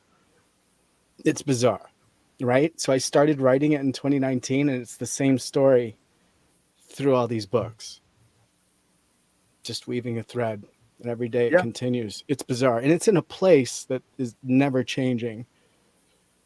It's just odd, you know. And you have to ask yourself, like, what are you learning from that experience that you couldn't learn any other way? Right. Like, right. what is the unique lesson that You've got that a experience good can team teach benches there, that by the way. nothing else can teach? And if you can find it, if that becomes an obvious lesson, and you know it's a lesson that you struggle with, you've probably gotten pretty close to what's going on. Right. You know? You've probably Right. gotten pretty close. It's tough, man, because kind of like Dave, I have no control over what's taking place there. I can't interact. I have no control. It just happens to me. Does anyone? And I just have complete control. And so all 9 family members, even my younger ones, I know are having it, because without prompting, they give me the same scenario. They describe the same place. Odd. It is very odd. And Well, yeah, and it makes you wonder how many people are being taken that don't record it at all, right? That Call it a dream, right? and just consider it like a repeating dream or something. Yeah. I mean, you take, for example, one of the hypotheses is that the feeling of falling, where it's such a not like just a feeling of falling, but falling where it's dramatic, where it wakes you up. And you so really John, that's interesting you mentioned that. Right. The one of the hypotheses is that feeling is from astral travel. Well, I can tell you that if I was to be woken up, if you were to wake me up during that time when I'm there, I get that feeling of falling, and I actually have physically vertigo in this world for like a day or two. And I've actually had vertigo a few times because of that exact thing, being woken up during one of these deep dream portions of my sleep. So I also have regular sleep, but there's this portion of every night where this is taking place. You know, and I would so love yeah, man, to, vertigo is horrible.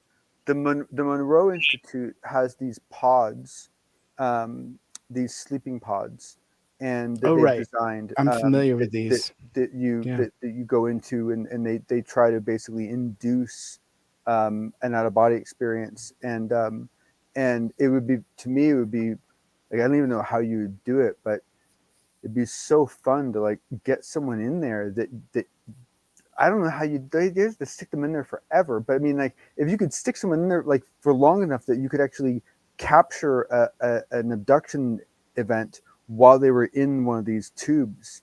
I think it would be interesting to put someone in like Dave's guest that he had on tonight, who, by the way, was an amazing person. She's just so great. And I must say, if I could choose a spirit guide, I would definitely pick Bigfoot, just because that's the coolest spirit guide. If I can choose, I thought that was awesome. Little Johnny Davies from the UK is here.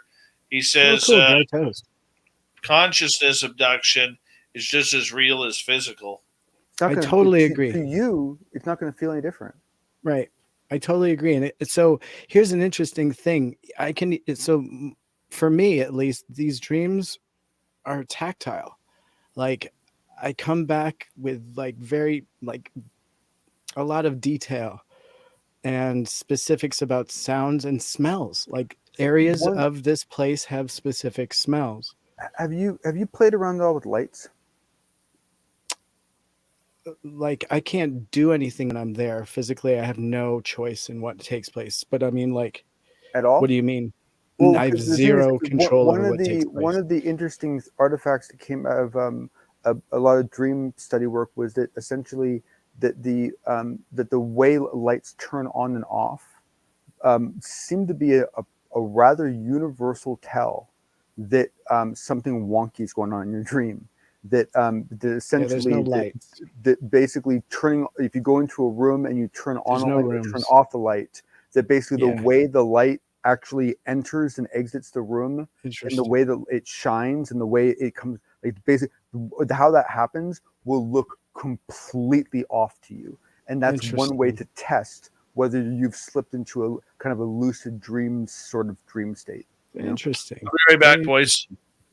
Here goes Dave. He's gonna go water the plants. Yeah, I would love to go to the Monroe Institute. I'll go at some point. You should go. You're the perfect candidate. I'm pretty sure that I'm pretty sure that I did it several times when I was a kid. Honestly, several times throughout my life. I kind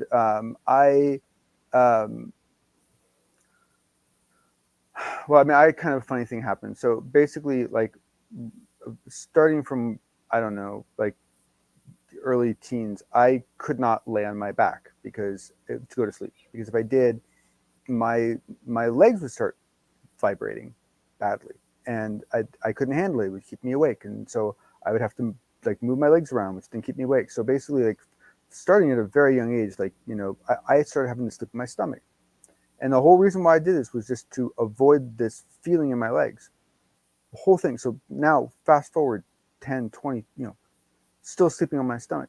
So then I start reading these Monroe books, and I start, looking into this, and so I start laying my back trying to do this thing, and this feeling comes, and I'm like, oh no, you got to be kidding me! Like, really? Like, that's how I'm gonna mess with myself this time? That's what I pulled? Look, it turns out that feeling that I've been avoiding for like 30 years is the exact feeling that you have to reach out to, embrace, and welcome to wash over the rest of your body to actually detach. How's that for screwed up scripts? Yeah. Goes against all your being to do that, right? It doesn't now. Now I get it, but someone's got a sense of humor. It's like, it's like, that's just up, like I'm in a Seinfeld episode. There's a thing that I've been introduced to recently. It's called breathwork detox. Mm-hmm. Do you know what that is? Yeah, I haven't actually like studied any of the methods, but I am familiar with a lot of different, like, deep breathing. Survivor Man dude did I don't know if he did it. I think he did a different style, but he was doing a lot of this stuff for a while. It's really interesting. Yeah, I've started doing that, and it naturally releases DMT, which is the really cool part, because it can put you in touch with the part of your consciousness that you can control. And the more I work on that, the more I realize that the part of my life that's in this dream that I'm being exposed to is not the same thing. It feels in my head and body like something different, like an intrusion. Whereas my breath work is like a DMT experience, but I have that control still, like you're talking about.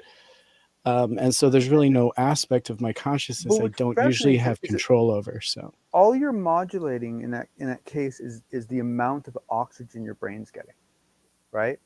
And what's really interesting is that we know that there are all sorts of brain states that can be achieved by certain lower and higher levels of oxygen that are introduced to people.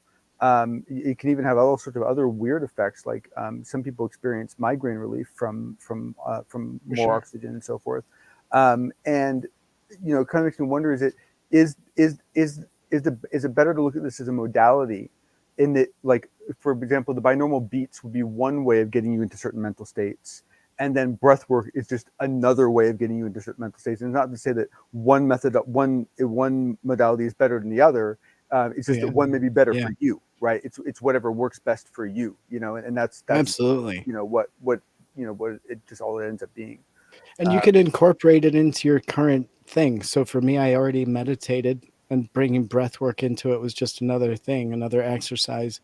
It just helps open you up to a whole different relief, and a different exercise, A lot of us don't realize, like, what we do to our breath.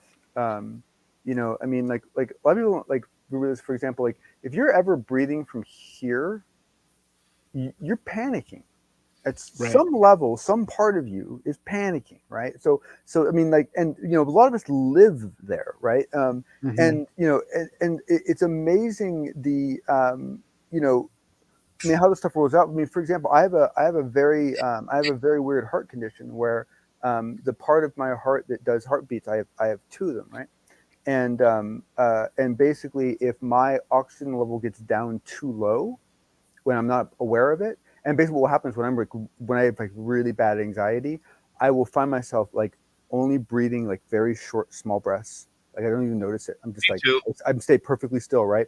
And I'm just breathing really. So then what happens is your oxygen level starts dropping in your brain, right? Well, drops to a certain level, my heart rate will instantly double.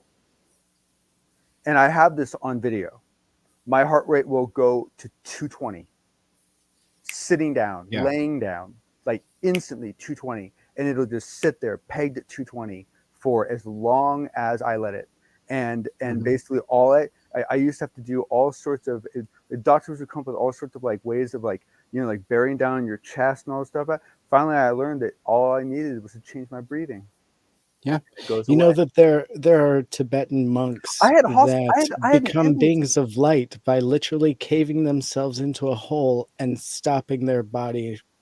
And they literally stop themselves. Yeah. I mean, but what I'm trying to say is that this kind of thing where like they wanted to prescribe medication. I had it happen at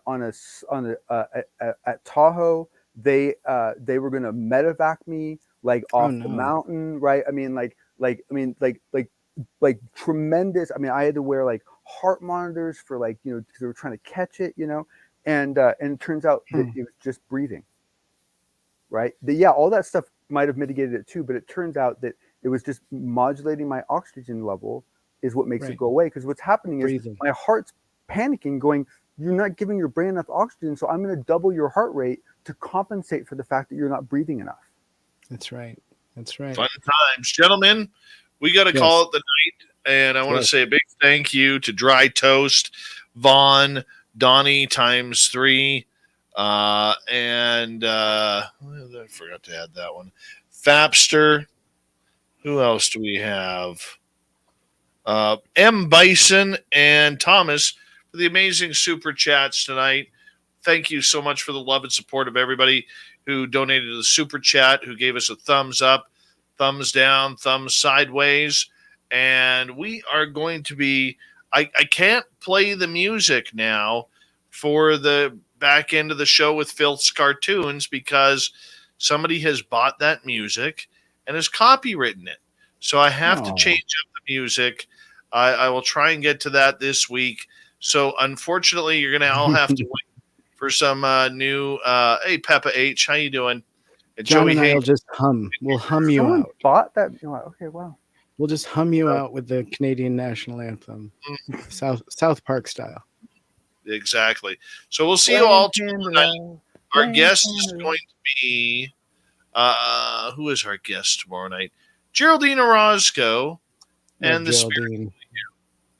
We're going to have a lot of fun times with that. So thank you so much, everyone. We'll see you all again tomorrow. Thanks, guys. Great seeing you. Thanks for having me on.